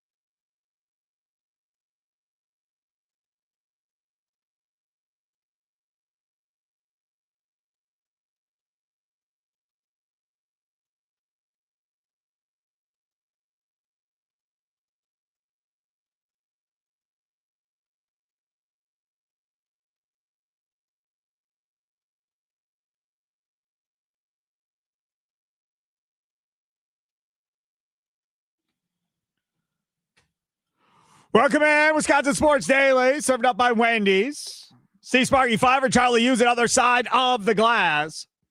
Talk about the Packers living into the playoffs. How much does losing 4 in a row heading in the playoffs concern you versus the Bears? Got one here from the 262. I think the Packers have a really great opportunity. However, I was just starting to text this when Sparky said something disparaging about Caleb Williams. I think he's a pretty good quarterback, and I wouldn't underestimate him. Okay, 262, let me address that for a second. I said after the last game, he looked good. He did look good. Then you watch yesterday and you go, oh, that's right. He's still this guy too. He's just not at the level of playing at a high level every game for 4 quarters, playing at that high level. And that is where, more than likely, he's going to have to get to if they're going to contend for a Super Bowl on a year-to-year basis and win division titles and do all of that stuff, right? When Jordan Love is off, okay, yes, he can be off. Not off to like that level off right now. And he'll get there. Ben Johnson will work with him and so forth, and then the consistency and so forth. But if you were to tell me who's more likely to have an off game, Love coming off of a couple weeks not playing or Caleb Williams, I would say Caleb Williams. Even Love not playing for 2 weeks, I think is more than fine coming into this game with what he has. He's got Christian Watson. He's got his offensive line intact. Zach Tom apparently is going to play. So from that perspective, I feel really good. I feel like there's a much better chance that you see Caleb Williams again, like you just saw this last week, potentially in another situation coming up on Saturday night at 7 o'clock kickoff. But I think we also looked back at that. I'm telling you, if I had a nickel for every time he started an answer with "but" to me, all right, go. Why? I got a lot of buts to say to you. Yeah. So going back to that first game, the one thing we talked about that would matter most in that game is whether or not Caleb Williams or Jordan Love has a better game. And I think in that second game, we kind of lost that a little because we saw it didn't matter as much. What we've seen throughout this season for the Chicago Bears is that when Caleb Williams has bad games, the Bears can still win football games. Right now, the way this Packers team is with all the injuries that are around, I think if Jordan Love has a bad game, they can't win a football game. Well, I think that's obviously fair. The good thing is he doesn't have a lot of bad games, so I don't got to worry about it as much. And they did not win that game yesterday when he had a bad game, and they lost the game before that too. They lost that game because they had no run game. Their run game was completely stuffed. Charlie, they've got to score points in the first half of football games. Like at some point, the Bears have got to start scoring points, and that has been a knock on them. What, in the second half? And of that the game year? was not all on Caleb Williams either. That game was on the fact that they couldn't run the ball at all. Their offense was obviously not as creative as we've seen throughout the majority of the season, which is weird because it's the Detroit Lions. You would think that'd be a case. And their defense just couldn't tackle. This is not just all on Caleb Williams. They've had games where the rest of the team looks good and Caleb Williams can look bad, and they can still win those football games. Oh, we'll find out. We'll find out if that happens again this week. Rick in Waukesha, you're next on the Nicolay Law Talk text line. What's up, Rick? How you guys doing? Good. Okay. I've been watching a couple of the Bears games after the Packers games because they've always been coming on later. And I don't see any difference between Williams and Fields, just different coach. They're doing the same thing they did with Fields. That's all they did, but only they have a better coach now that's got his crap together. Okay. If Fields is about to be out of a job again. That first game when we played him, we were slapping him around, just like we did Detroit. The second game when we played him, we were kicking their butt until our special teams fell apart on us. We shot ourselves in the foot, like you guys said. Mm-hmm. But other than that, we were going to win that game too. If we would have did the onside right. Well, yeah, and you can't fumble the football and turn it over. Right. I mean, that's how the Bears win. And then it all went to crap. It went downhill. But other than that, until that onside kick, the Bears were the Bears. Yep. That's correct. all they are. They're the Bears. And the only reason they're looking any better is because I give them, whatever his name is, Johnson, Mr. No Shirt. But other than that, I don't see any problem with beating the Bears. Yeah, not at all. Yeah, I hear you. I'm very comfortable. All right. I'm very comfortable going to Chicago and spanking them. Rick, but anyway, you guys have a good time. Take care, buddy. Thanks for the call. One more thing. Yeah. Why is it that it seems like every time the second or third string comes in, there's always drop and play? Well, yeah, because they're not as good. They're not as good as the first string. That's easy.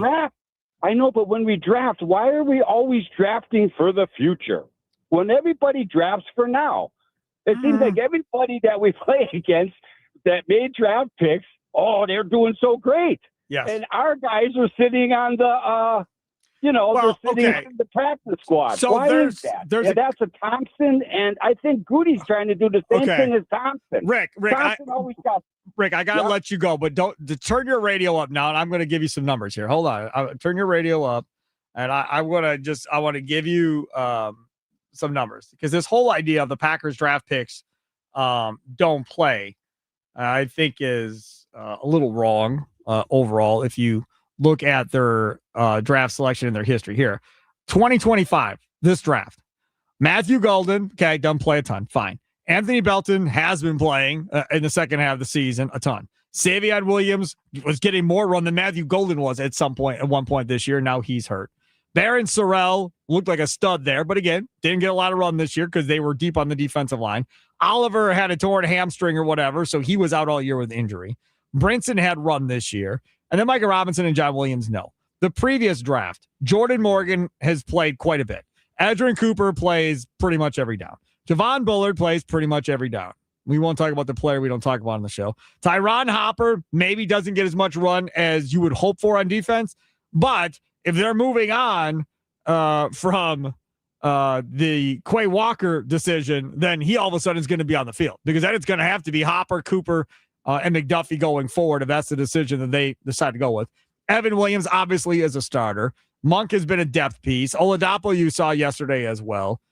So you have that. The draft before that, Vanessa has played. Musgrave has been hurt but plays. Jaden Reed plays. Kraft is a stud. Wooden plays a ton. Wicks plays a ton. Brooks plays a ton. Valentine plays a ton. That's a 7th-round pick starting at cornerback. The draft before that, Quay Walker, Devontae Wyatt, Christian Watson, Sean Ryan, Dobbs, Tom, Ingabare, Jonathan Ford, Rasheed Walker. All those guys play. I mean, Ford was gone and back, but all of those guys play. Those are all draft picks. So to make it sound like, well, our draft picks don't play. No, they're playing. They're all playing. They may not be rookie of the year type guys in their rookie year, but they're all contributors to this team, Charlie. They're just not that exciting, most of them. Some of those guys are. Edge Cooper is awesome. It's so fun to watch. Tucker Kraft's a stud. Tucker Kraft's awesome to watch. There's guys out there. I mean, Sean Ryan at points can be fun to watch. He can be a little bit of a mauler Christian in the Watson, right position. if healthy. You got all these guys that can be fun, but they also still have ceilings that we've seen already, which is something that I think a lot of fans lose when they say, oh, that these players aren't getting on the field. They're on the field, just you're noticing the free agents make those big plays and be the clutch players in a lot of these moments. But those guys are out there and are very important to the team's success. I mean, for example here, if you look at the Bears selections, and I will let our guy over there, Charlie, use and talk to us about this. Colston Loveland was a non-factor in the first half of the year. He's looked awesome in the second half. He has, correct. He's turned it around correct. big time. Luther Burden, slow start, but he got deal. going second half of the year, right? Ozzie Trapillo has been their starting left tackle for 3/4 of the season. That was a 2nd-round pick. Shamar Turner, defensive end. Has gotten rotation, been out there, yeah. Ruben Hippolyte. Has gotten out there, but has been injured for a lot of the season as well. Zach Frazier, nothing. Luke Newman, guard. Not really getting out there as much. They've been really solid on that interior. And Manungai, obviously, is a stud. Awesome. 7th-round running back. Previous year, Caleb Williams, Romo Dunze. We know both of those guys. Kieran Emaji. He's out there lineman. Occasionally. He's one of their depth pieces. He's an offensive tackle, a guy that they were really high on that hasn't really played out as well. Torrey Taylor, the punter, obviously. Austin Booker, the defensive lineman. He's played. Out there.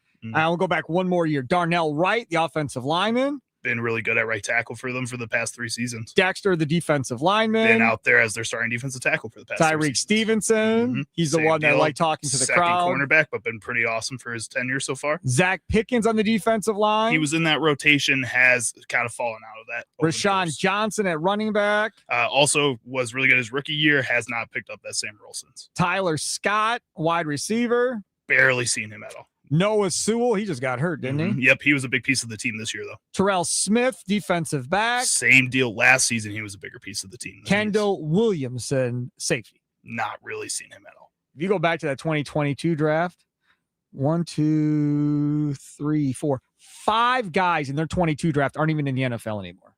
Oof, that's brutal. That sounds about right. Last 3 years, they've only got one guy out of the league already. Everybody else is playing still. So And has been pretty big pieces of that team, too. Again, it's all about drafting and developing. I don't care what team you are. That's what this is about at the end of the day.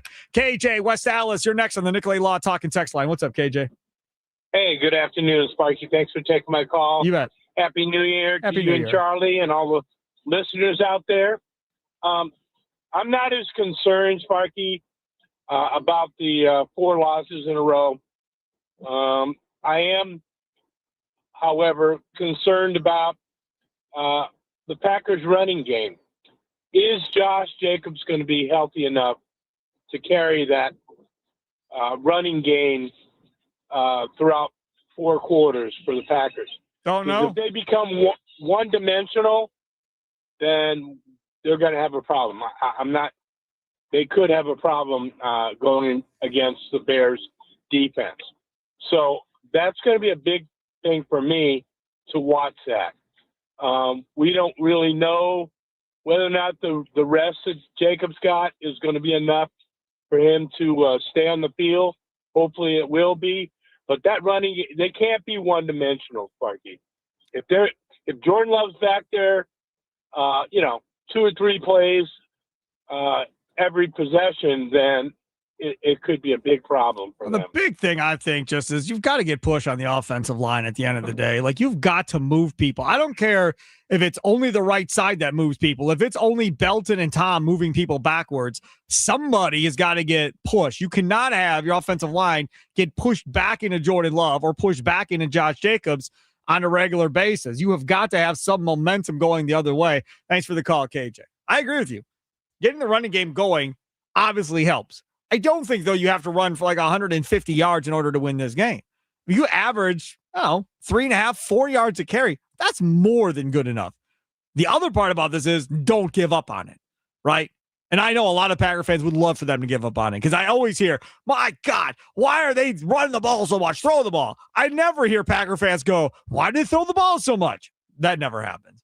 If it was up to Packer fans, they throw the ball 35 out of 40 times, I think. And they'd be all very, very excited about it because obviously throwing the ball is more exciting than running the football. I get it. But from a Packers standpoint, like we said about the Bears earlier, as far as they want to limit possessions, I don't think there's any streak. The Packers want to use clock too, because if they can't stop the run, they need to get their defense some rest. And the best way to get their defense some rest is by you having long sustained drives on offense to get them ready to go back out there. The absolute worst thing that can happen is they get a long drive, you go 1, 2, 3 punt, they get another long drive. And now your defensive linemen are spent at that point, Charlie. It's a lot harder to turn the ball over if you can't predict what's coming. Part of the reason the Bears have been so good at it is because they've been so prepared for teams' game plans that they can predict what the next play will be. If you can get the Bears to be on their heels for a majority of this game, you can win that game pretty easily, and you start that with the run game.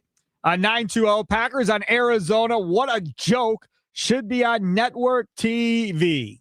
Preaching to the choir. I mean, Milwaukee and Green Bay are going to get lucky. They're going to get it on whatever affiliate down here gets it. I don't know who gets the Amazon games. Is that NBC or Fox? NBC, I think. Whatever. One of the local stations in Milwaukee or Green Bay will have the game. So you don't have to have Amazon. But you're right. The rest of the state is screwed. And around the country, same thing. If a Packer fan living in Miami or in Boston or in LA or whatever, they're going to have Amazon Prime in order to watch the game. So, yeah, that sucks. I agree. But if you know me, you know I hate all of these things being on streaming apps. I can't stand any of them. And straight up, I'm not buying an app to watch a Badger game. Like, it's not happening on any day of the week. Oh, they're better I have now. the app, like I have Peacock, so okay, fine. But I'm not going to go buy a Peacock subscription to watch Badger basketball. No chance that's happening. They look better now from the first kind of beginning of the season. It's okay. Yeah, they were horrible in their last game in the second half. They were absolutely putrid over the weekend in the second half of that game. They competed for a half, and then they went to hell in a handbasket. They weren't even they were barely competitive in the second half of that game. Johnny, north side of Milwaukee, you're next on Wisconsin Sports Daily, served up by Wendy's. What's up, Johnny? How you doing today, Spurt? How you doing? I'm all right. I just want to make a couple tidbits. One, I think a catastrophic thing that keeps floating around is this Matt LaFleur firing? I'm sorry, I'm not on board. I really think that could be just that's terrible. Like, I think that it should go away. The man can't be thinking about coaching saying Packers should. And a question connected to that, I wanted to ask, what do you think the odds are or chances are Hafley? Now, I think this could work too. Hafley takes over for the Packers head coach, and Matt LaFleur gets total control of that offense. He just has to worry about the offense. That's a question for when you get a chance later. My second thing was, do you think that the Bears, that's Ben Johnson's guy? Do you think Caleb Williams is Ben Johnson's guy? Like, he believes in him, and I know they had success, but they didn't have success because of Caleb Williams. He's not the reason they are how they are. Right. I know he made plays, but what do you think? Is that Ben Johnson's guy, or in the back of his head, is he scanning through free agency and looking at draft picks and what not? I was just wondering that. And then 3, I think this game will basically come down to who's more deficient, the Caleb Williams or the Packers defense. I really think that's going to be that's the game right there. That's the chess match. Caleb Williams, because we all know how he can play, and then this Packers defense, whoever is less deficient. I don't know if that makes sense. If what I'm saying is whoever is less effective. Whoever is less not effective. I don't know I think the winner is the guy is whichever one of them between the Packers defense and Caleb Williams, who makes less mistakes. I got you, Johnny. I got to go. I'm up against a break. Thanks for calling in. I appreciate it. I will answer your questions on the other side of this quick timeout. Wisconsin Sports Daily, served up by Wendy's, live from Wisconsin Sports Radio Network Studios, powered by the Potawatomi Sportsbook. Sparky here.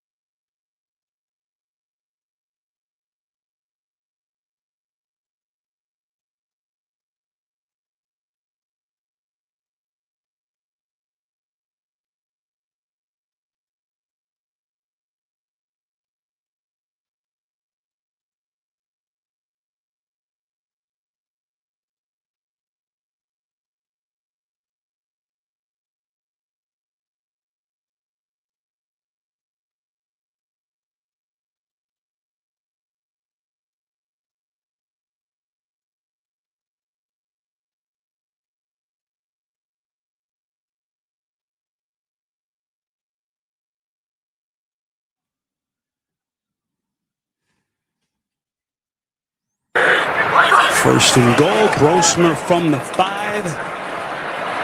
Boy, he gets tripped up. Uh-oh. Did the officials whistle the play dead? No signal yet. The Vikings have it with Sorrell.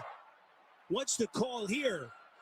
Did he get his feet tangled up with his own guy, or was it a defender? The ruling on the field is a fumble recovered by the defense. That was a beautiful thing. Packers got a little lucky there. Got a little lucky. Highlight there, courtesy of CBS. I was gonna say, did that really feel that good to you guys when you were watching it? Yes. Yes, it did. Felt very good. I was very happy about that. Absolutely right.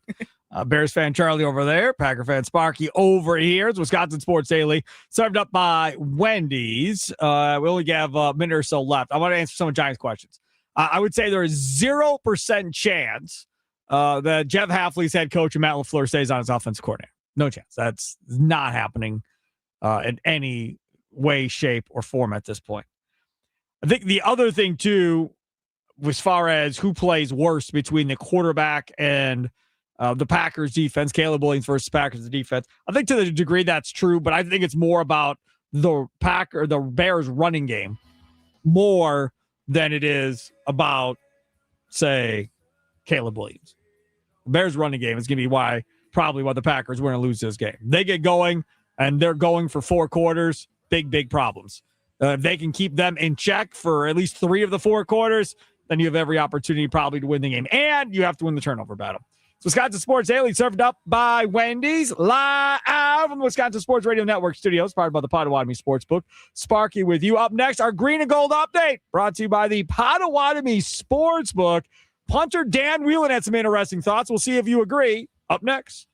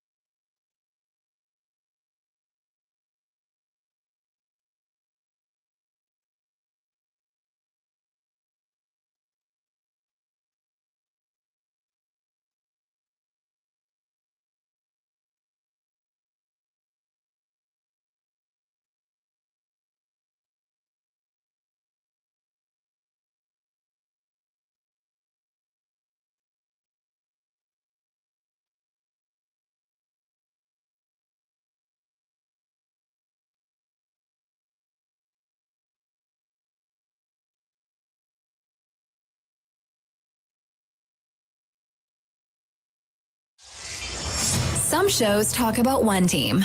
Other shows barely talk sports. This show will talk Packers, Brewers, and Bucks every day. Every day. It's Wisconsin Sports Daily with Steve Sparky Pfeiffer, served up by Wendy's on the Wisconsin Sports Radio Network. Download the Wendy's app today.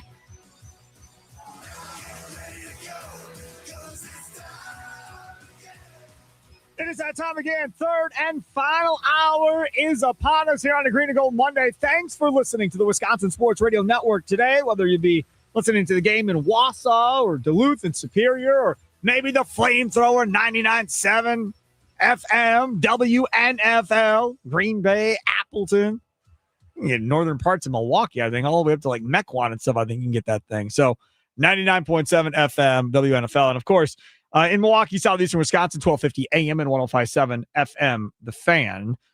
Thanks for tuning us in. Back at it again tomorrow morning. Tommy Wirtz back in there tomorrow morning again with Trevor Thomas for Inside Wisconsin Sports. Josh Albert will be back from his latest Disney World trip coming up on Wednesday. And nice of Josh Albert. Got me a Disney ornament that I asked him for. We get the Disney ornaments for our Disney Christmas tree every year, and we did not get a 2025. We always look for the year, right? So every year we get the year. We did not get a 2025 ornament yet. So while he was there over the weekend, he was taking pictures, asking me which one I wanted. It was very nice of him.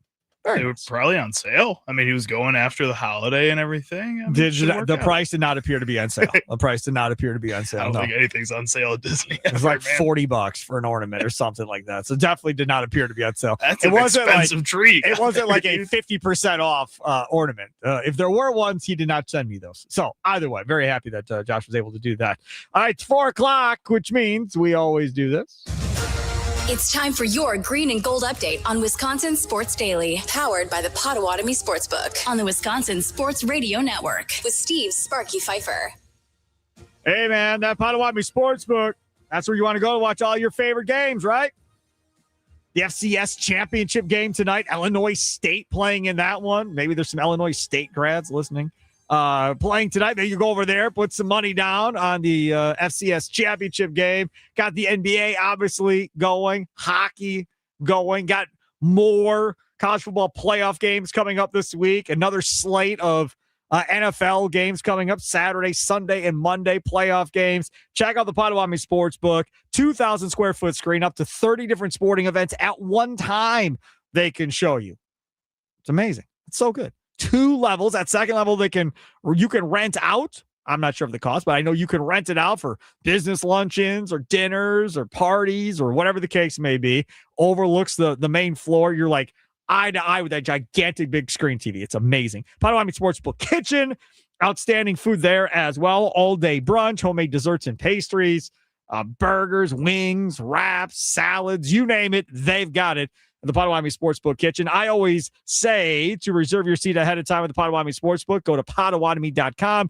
Look for Sportsbook. You can reserve. There's a nominal fee attached to it, but you get that back as it goes towards your food and beverage cost tonight. So it really didn't cost you anything. So make sure to reserve your seat ahead of time and make sure you have one of those nice, cushy seats at the Potawatomi Sportsbook. All right, time for our Green and Gold update. Nobody talking today from the Green Bay Packers as they get ready to take on the Bears Saturday night at 7 o'clock. Looking forward to that. Of course, we'll always have the Green Bay football post-game show powered by Lakeland University immediately following that one on Saturday night. But punter Dan Whelan was talking yesterday and had this to say. So we're the Green Bay Packers, man. That's why. We're a good team. So I think we can win it all this year. So, yeah. We're the Green Bay Packers, man. We're a good team. We're going to win it all. Isn't he from this year? Ireland? Yeah, he's not from here. It doesn't sound like that. That's what I was saying. It sounds like he's got like a Texas accent or something. Something going on. The nice thing is, as you know, being a fan of the Packers, there's Packers fans around the world. I always say Cowboys have fans around the world, Steelers have fans around the world, and the Packers have fans around the world. Do other teams? Yes. I just don't think it's to the same numbers as those three. And I bet you the Raiders probably have a good amount of fans, even though they're horrible and fired Pete Carroll today. Even though they're horrible, they probably also have a good amount of fans around the world, too. Who do you think is Canada's team? Do you think it's Green Bay? Or do you think it's the Lions? I don't know, man. Like, you've got the CFL there. Just wondering because I feel like Mexico is the Raiders. They always, whenever they go to Mexico City, it's always the Raiders, and they love that. I think a lot of the other neighboring Cowboys, countries. too. Yeah, England loves Jacksonville for some reason. All the Jaguars fans come out. We saw in Brazil that they really did love the Packers and the Eagles when those two teams came out there. I feel like Canada's got to have like a favorite team, or are they just salty that they don't have a team like all the other leagues where they do have teams? It's interesting that they don't have a team. I'll be honest with you. You would think that they would have a team in Canada, but you also have the CFL and all of that. So maybe there is something that goes along with that too. Which NFL NFL says team? the Buffalo Bills are generally considered the most popular NFL team in Canada. Okay, I can see that. That makes sense. Up by Niagara. Other top nationally recognized teams include the Seahawks and the Kansas City Chiefs. That makes sense too. In Ontario, Buffalo is number one. Dominant in British Columbia and Alberta is Seattle. Kansas City, high popularity nationwide, particularly in Quebec. Other top teams include the Dolphins, Cowboys, and Patriots also have significant fan bases. Huh. There you go. I learned more about that than I wanted to, but Charlie asked a question. We try and find the answer anytime. Sometimes you just ignore my questions. Though I ask I feel like a dumb question like that. You get sidetracked by that one. That's okay. People ask questions on the Nicolay Law Talk and text line too. I try to answer those questions too. Nothing else. We get educated a little bit on this show, right? If I ignore that stuff, I'm going to go home and I wonder what really is the answer to that question, and I'm not going to know. So we answer it when we get it. Dan Whelan thinks the Packers can win it all this year. Are you with him? Are you with him? I'm not. But are you with him? That's the main question. Nicolay Law Talk and text line 414-677-1250, 414-677-1250. On the socials at WI Sports Radio, streaming live on X and on YouTube. I'm not with him on winning the whole thing. Now, the main reason I'm not with him is because I just don't think this Packers defense can get enough turnovers to do it. Packers defense is not going to shut guys down. They're just not. They're not shutting down opposing defenses, which means more than likely between now and the end, they're probably going to have to score like they've been scoring all year, right? They average like 27 points in wins or whatever. They're going to have to be right around that number again. So can that offense against really good football teams here in the playoffs average 27 or more points through the playoffs? Now, if they get dead red hot, I guess. But the sledding gets a lot tougher when you get in the playoffs, man. It just gets a lot tougher. And now you're dealing with guys that are beat up physically, like have been at the end of the year. And now the intensity level ratchets up a little bit more. The game planning probably changes a little bit more because you have a lot of tendencies and so forth that you can go on. That's where my problem lies with the Green Bay Packers. If this team had actually been good at getting turnovers throughout the year, I would still be, even without Micah Parsons, even without Tucker Kraft, I'd still be like, you know what? They get a couple turnovers again, they can still win this thing. And I still think that to be true. I don't know where the turnovers are going to come from. Like, who's going to be the guy? Xavier McKinney was the guy in the first half of last year and then disappeared. Xavier McKinney's had opportunities this year and dropped balls. Keyshawn Nixon, Carrington Valentine, they are who they are. Not overly excited about that. And then you got Diggs. Okay. Well, he stunk in Dallas. He wasn't very good. But the one thing he does have, when given the opportunity, is a good set of hands. Ball comes to him, he's going to catch it. Right? That's my hope. That's where my hope is. Probably not good, but that's where my hope is. Going to play some zone. Ball gets overthrown here. Ball gets overthrown here. He anticipates and jumps a route and gets an interception. My hope is that Diggs is the guy. Or Evan Williams. He's shown propensity maybe to get a ball or two. That is where it's going to have to happen. Because I don't think it's going to be a strip sack because nobody gets home on this team. So I don't think it's coming that way. Maybe a punch out of a ball and a running back. How many times have they done that this year? No. So that's my struggle. I want to be in they can win this thing. And they can. But there's got to be a seismic shift in getting turnovers on the defensive side of the ball in order to do it, Charlie. I think what keeps me confident and what keeps me kind of agreeing with Dan Whelan, it's not for the same reason. I don't think it's just because they're the Packers. I don't think you can win any kind of game off of that. But what I do see is that the rest of the NFL and in the NFC specifically, each of these other teams have glaring issues too that they need to work out. What we've seen through the past couple of weeks is that the LA Rams have no interior run defense. They will not be able to stop anybody that can run the ball in the middle of the field. And the Packers can do that. We've seen that in the past. Josh Jacobs is that good of a running back. San Francisco 49ers have no defense at all. They just win in shootouts. So if you can find a way to score with them, you have a pretty good shot to win that game. Seattle defensively, their pass defense isn't all that great. The Bears, we talked about, their offensive inconsistencies are all there. All these other teams are struggling just as much as you are right now, just in different areas. And I think that's something that the Packers can kind of hope works itself out. And the fact that what we've seen when the offense is healthy is that they are a well-oiled machine, and that Matt LaFleur can get them going as long as everybody's on the same page. And a lot of these guys are on the same page as long as they're on the field. So I can kind of have confidence in that as well. If you look at the NFC right now, and we'll get more into this tomorrow. We were going to do it today. There's two topics that we never even got to that's on the rundown. But when you look at the NFC right now, who scares you? Seattle, probably the most out of everybody. Out of that, I'm not that scared by anybody. Sam Darnold doesn't scare me. I ain't worried about Sam Darnold. I think Devontae Adams coming back for the Rams, that offense worries me against this Packers team. They can run, they can throw it with Adams and Puka Nacua and Stafford. That offense is concerning to me with Stafford. I think that would be the team that I'd be concerned about. And then, obviously, just based on matchup history, Kyle Shanahan owns LaFleur. So that also would be a problem if it's San Francisco. Are the Eagles. They've been successful that's another recently, team too. Another team that's owned LaFleur. Also, their offense just looks putrid sometimes. It really is not. Their defense can be phenomenal, but their offense keeps them out of games. Correct. And see, that's the other thing, too, about this is you say, okay, can they go win it all like Whelan says?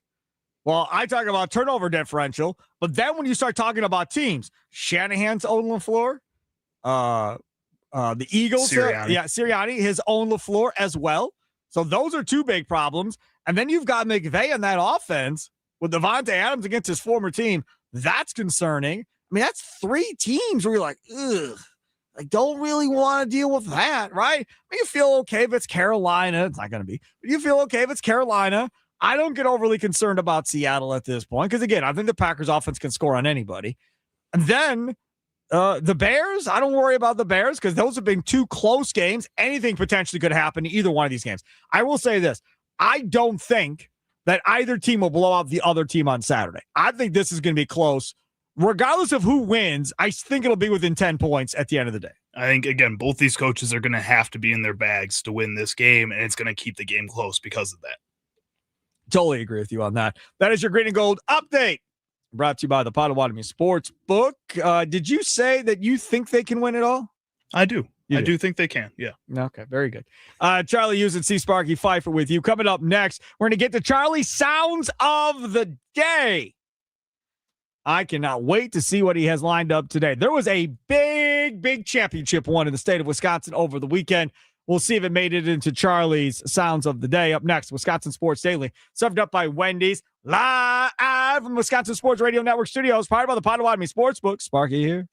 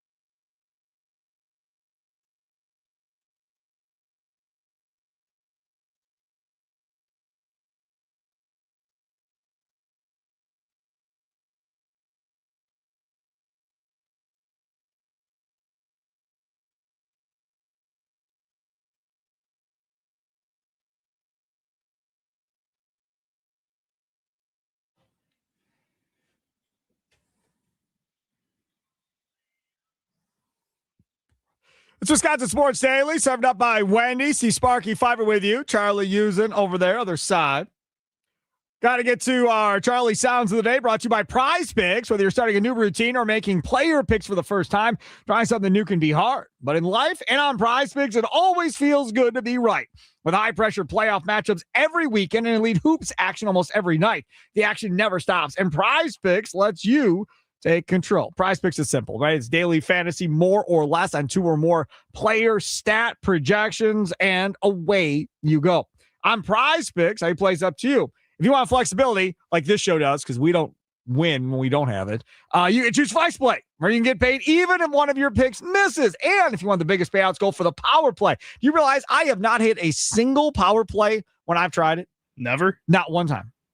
Dude, all my wins, so unlucky. I win, but I always win on Flex Plays. Now, I've played Flex Play and got them all right.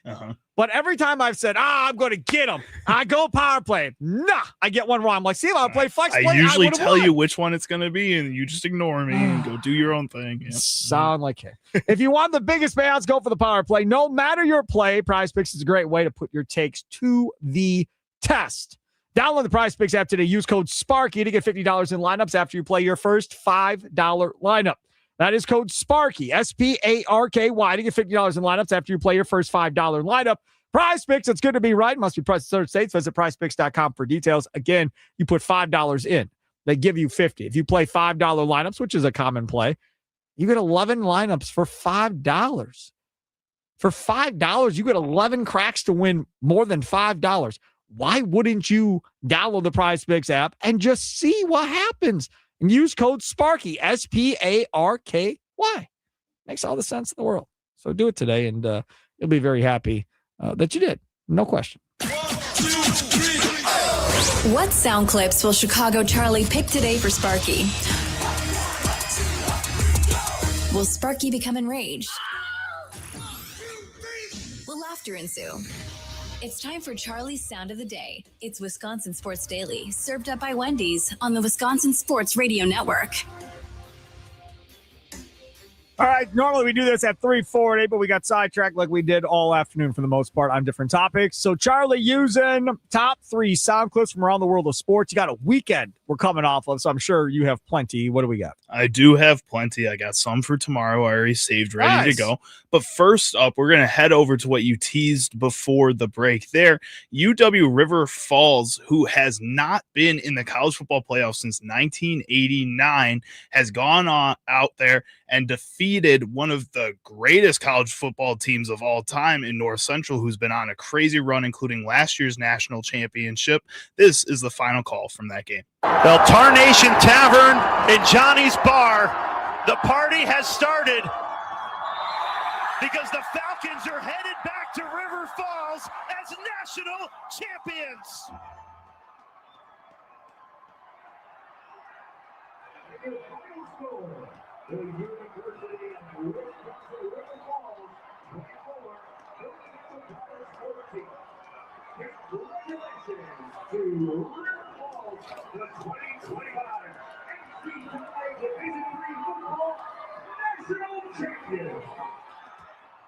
How cool is that? Caleb Blaha, their starting quarterback, in this game had 291 yards passing and a touchdown. Also had 139 yards rushing, 2 touchdowns there as well. He also broke Joe Burrow's single season yards record by about 50 yards. 6,051 to 6,039. Burrow had a 76% completion percentage.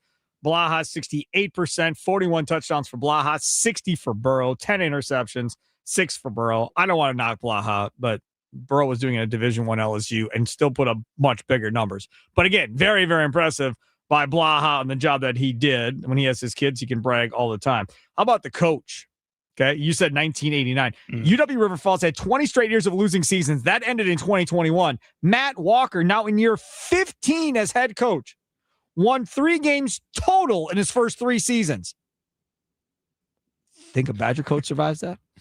Went 0-10 in year 3, joked he should have been fired, and now just led River Falls to the D3 national title. Again, patience, belief, all of that, which most fans have none of that right now. Could you imagine being a River Falls alum, 0-10. He's got 3 wins in 3 years, and they're like, we're bringing him back for another year.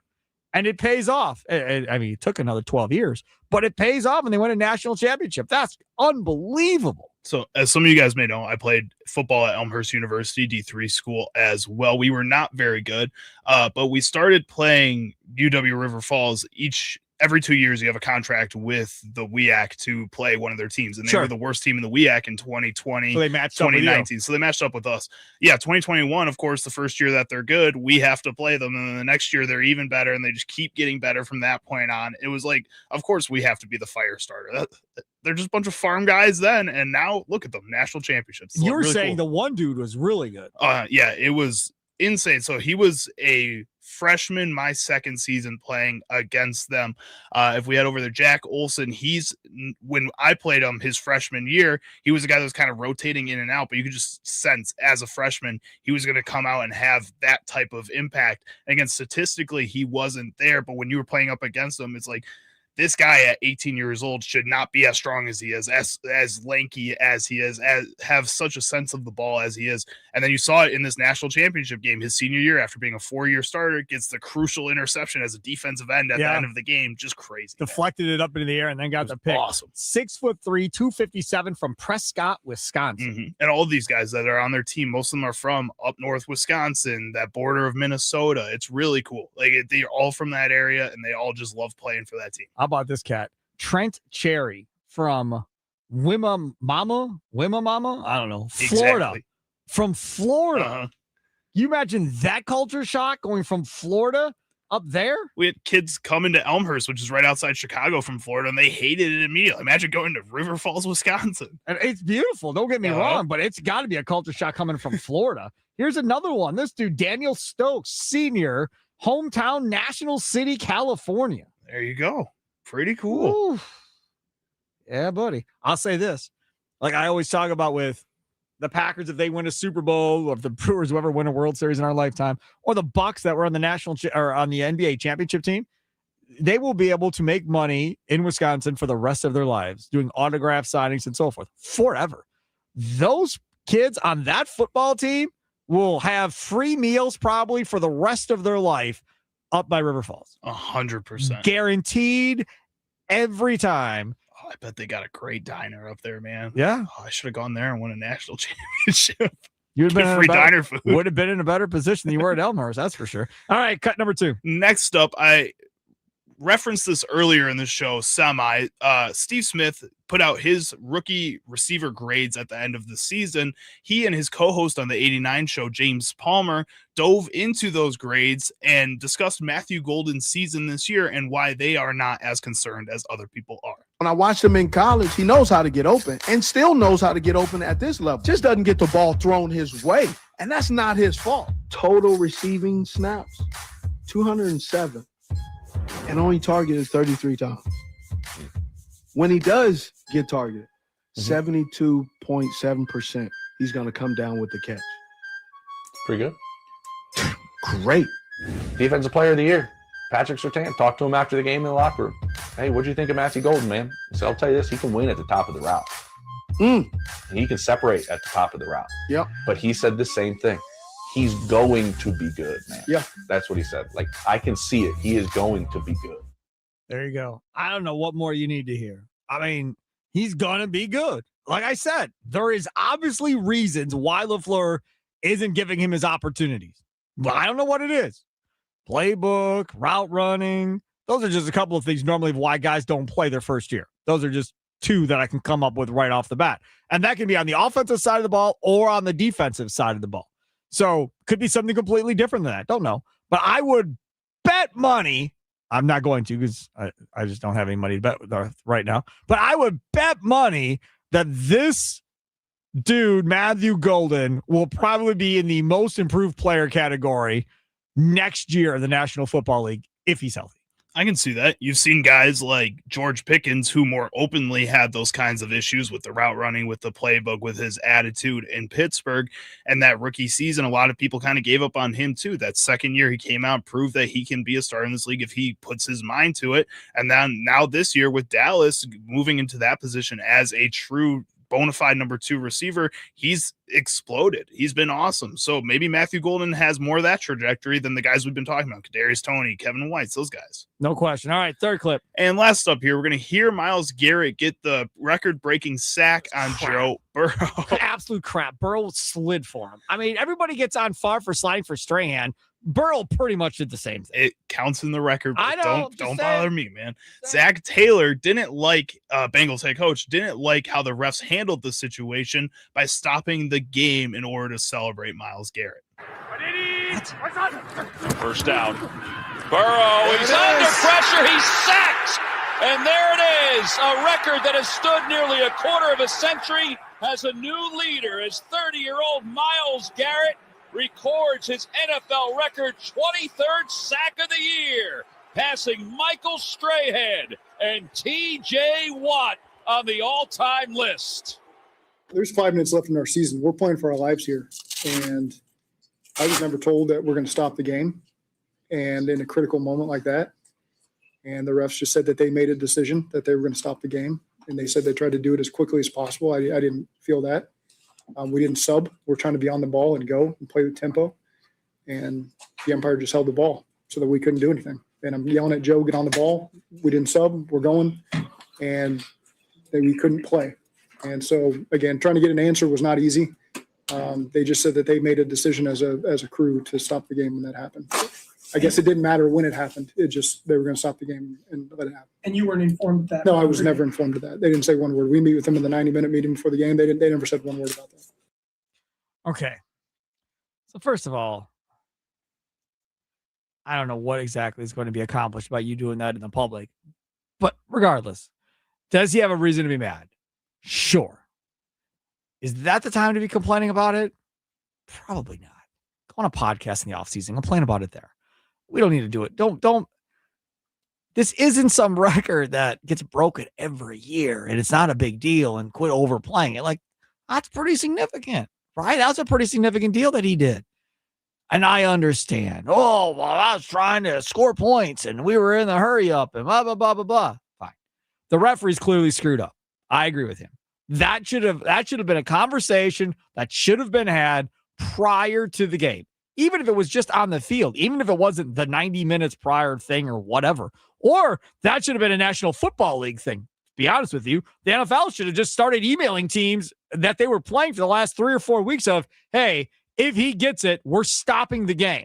I don't care when it is. The game is being stopped to recognize Myles Garrett if we get to that point. I wouldn't have sent it to Cleveland, but I would have sent it to everybody playing Cleveland so they're aware and the referees are aware. So from a communication perspective, yes, that was a complete failure. I'm not a big fan of doing what he did in the post-game presser. Like, you can do that later. You don't need to do it then after he just gets it. And now we divert attention away from his achievement to worry about you complaining that your team got screwed. Well, and if we're being completely honest too, Zach Taylor, if your team was fighting for a playoff spot in this game, potentially, I think they probably give you the benefit of the doubt. But the fact that this game didn't really overall matter for either of these teams, they're not going to listen to you. They don't care about that. They're going to stop for the bigger achievement than you winning the last football game of the season. That doesn't matter. That's absolutely correct. See, and that's maybe your quarterback doesn't slide to give him the sack. I mean, that's the other thing. Right? Try and get out of there and don't take the sack. He slid to take the sack. Now you could say, well, he slid to take the sack so he could get up and run the next play instead of wasting 3 or 4 seconds trying to avoid the sack. What it was, yeah. Correct. Absolutely. But either way, he took the sack on purpose and went down. I don't know. The communication issue, Taylor's absolutely right. I just don't like how he did it. Coming up next, we have plenty to talk about. We could have done 3 hours on just things we missed outside of talking about the Packers. But it's a green and gold Monday. You got to talk about the Packers. So we'll talk about stuff not with the Packers. The Brewers announced their coaching staff today. A big name on this list as a hitting coach. A former Brewer is coming back. Didn't see this one coming, by the way. Sunday Night Football last night is crazy. Badgers portal news. All of that coming up next. Wisconsin Sports Daily, served up by Wendy's. Live from Wisconsin Sports Radio Network, Sports Radio's Network Studios. Powered by the Potawatomi Sportsbook. Sparky here.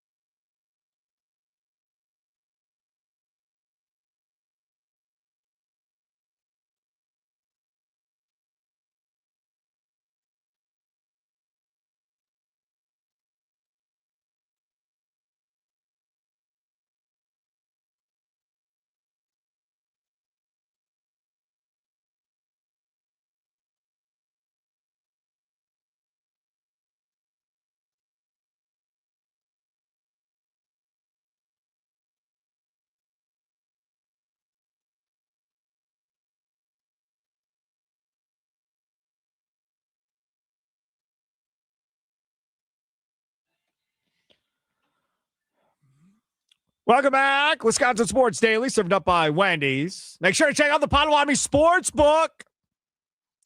Reserve your seat today, potawatomi.com/sportsbook. As a nominal fee that goes towards reserving that seat, but again, it's 2 levels.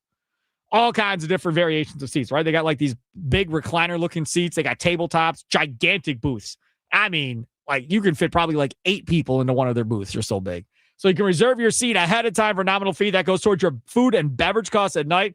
And that Potawatomi Sportsbook kitchen is outstanding. Pick whatever kind of food you want. Burgers, wraps, wings, salads, all-day brunch, desserts and pastries made on-site every day at the Potawatomi Casino Hotel. Over 30 sporting events on that 2,000 square foot center screen. Best sports book in the Midwest. Period. End of story. Not debatable right now. Not even debatable. So check it out today. Potawatomi Sportsbook at the Potawatomi Casino Hotel. Go to potawatomi.com. With that being said, let's get to this. What story did Sparky miss talking about today on Wisconsin Sports Daily? Don't you worry. Sparky's got you covered now. Don't miss Milwaukee Admirals hockey this season. Don't just buy tickets. Invest in memories at MilwaukeeAdmirals.com.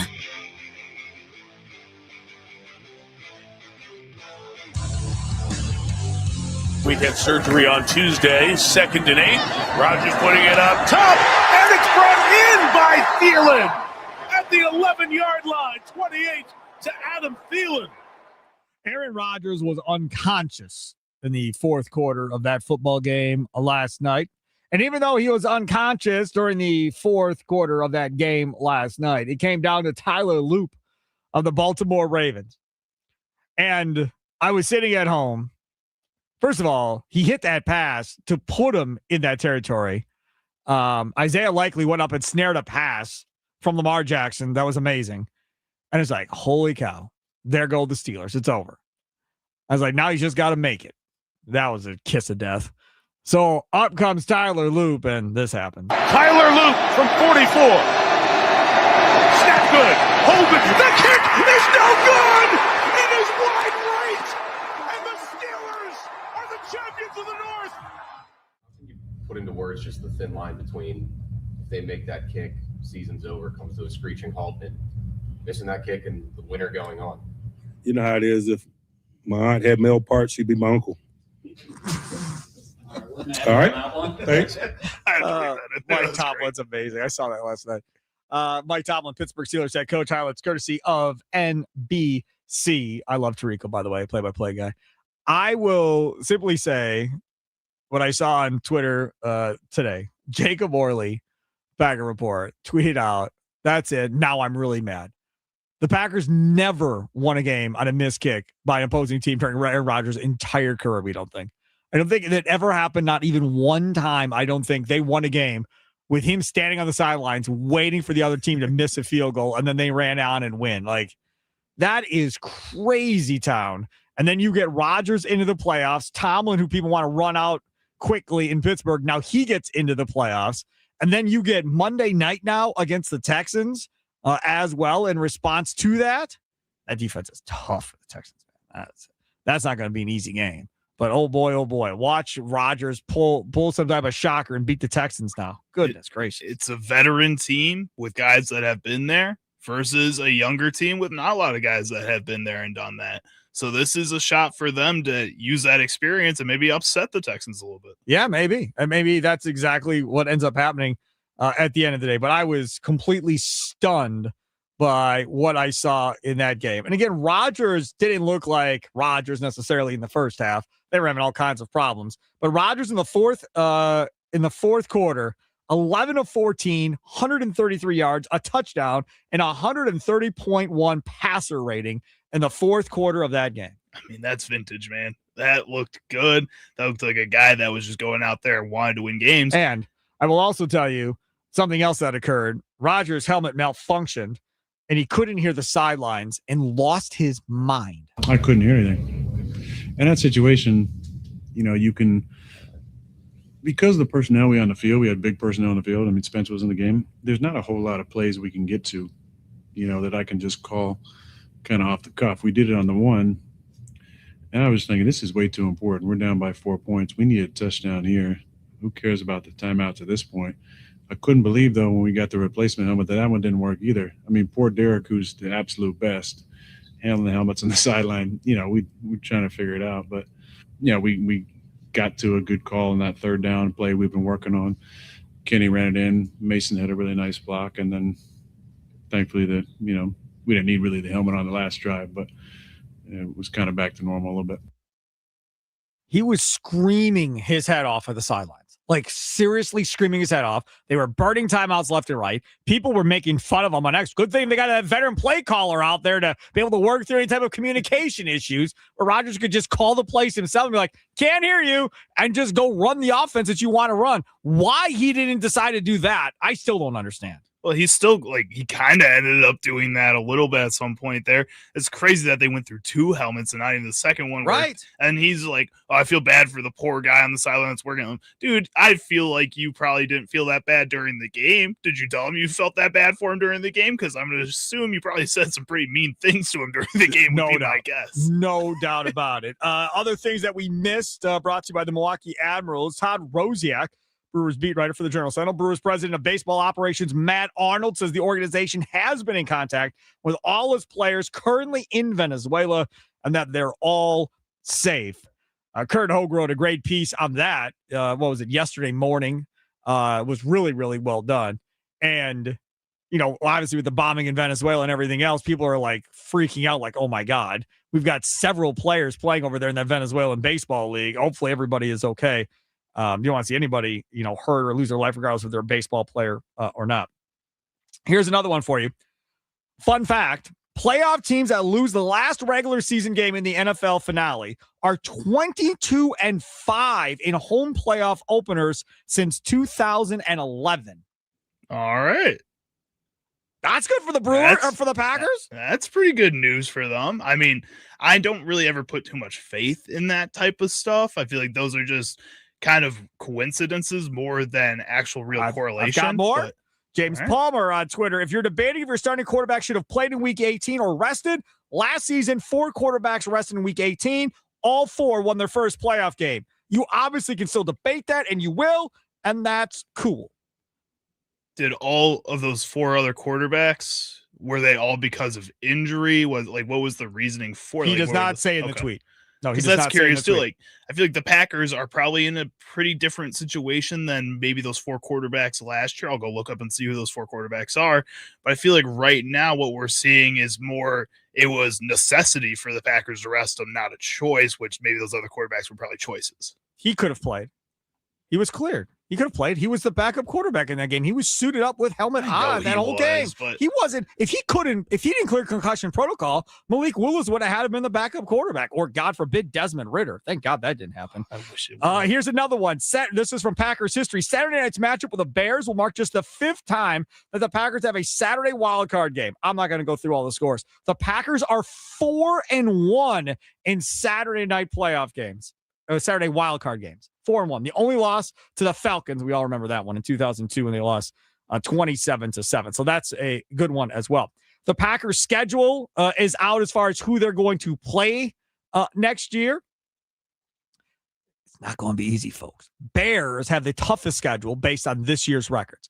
The Packers have the 3rd toughest schedule. Home games, this is from NFL Nerd or whatever.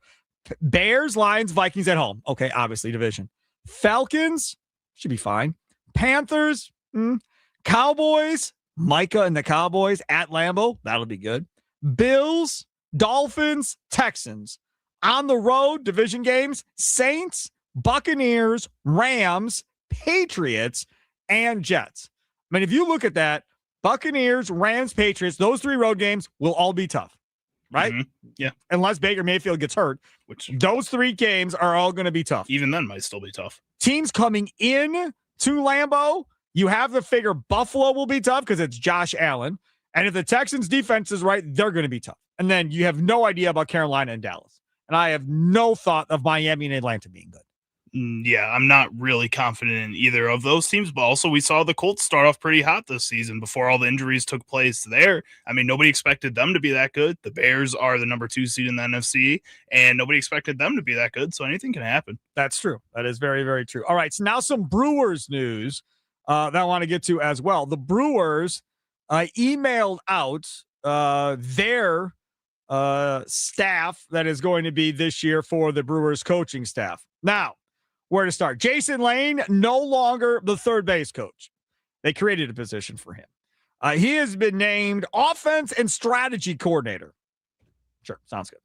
Matt Erickson, who's on the coaching staff, going from infield coach to now the third base coach. Erickson at one point was a Timber Rattlers manager, I believe. So he goes to third base coach. This is a move a lot of people were excited about on Twitter. Charlie, by the end of the year, people want Matt Erickson fired. Nobody ever likes the third base coach. I don't care how good you are. They will never, ever like the third base coach. It's a thankless job. It really is a thankless job. No question. Jim Henderson, previously assistant pitching coach, will now serve as pitching coordinator as he enters his 5th season. So he's out of there. Eric Thiessen, who joined the staff last season as hitting coach, has been appointed lead hitting coach. Now, let's talk about some of the new guys that are coming in, because this one here is unbelievable. New to the coaching staff in 26, first base coach Spencer Allen. Hitting coach Guillermo Martinez. That's 2 hitting coaches. Hitting coach Daniel Vogelbach. Let's go. And assistant pitching coach Juan Sandoval. So Daniel Vogelbach back in a Brewers uniform as one of 3 hitting coaches going into 2026. Gotta love having Danny Burgers back on that staff. That's all he does is hit homers. So hopefully he can help somebody hit homers at some point. I feel like that's the reason you bring him back on. Yeah, maybe he can come in and play a little bit, get a manager player type of thing, coach player type of thing, and he can hit homers all the time. Al Labif, formerly lead hitting coach, and Julio Borbon, formerly first base coach, will transition to expanded roles in the organization and assist in efforts across baseball operations with a focus on player development and scouting. Christian Carrera, who was a former Milwaukee Milkmen catcher in his 3rd season, and Ty Duval will serve as the team's bullpen catchers in 2026. But how about that, man? Daniel Vogelbach back as a coach.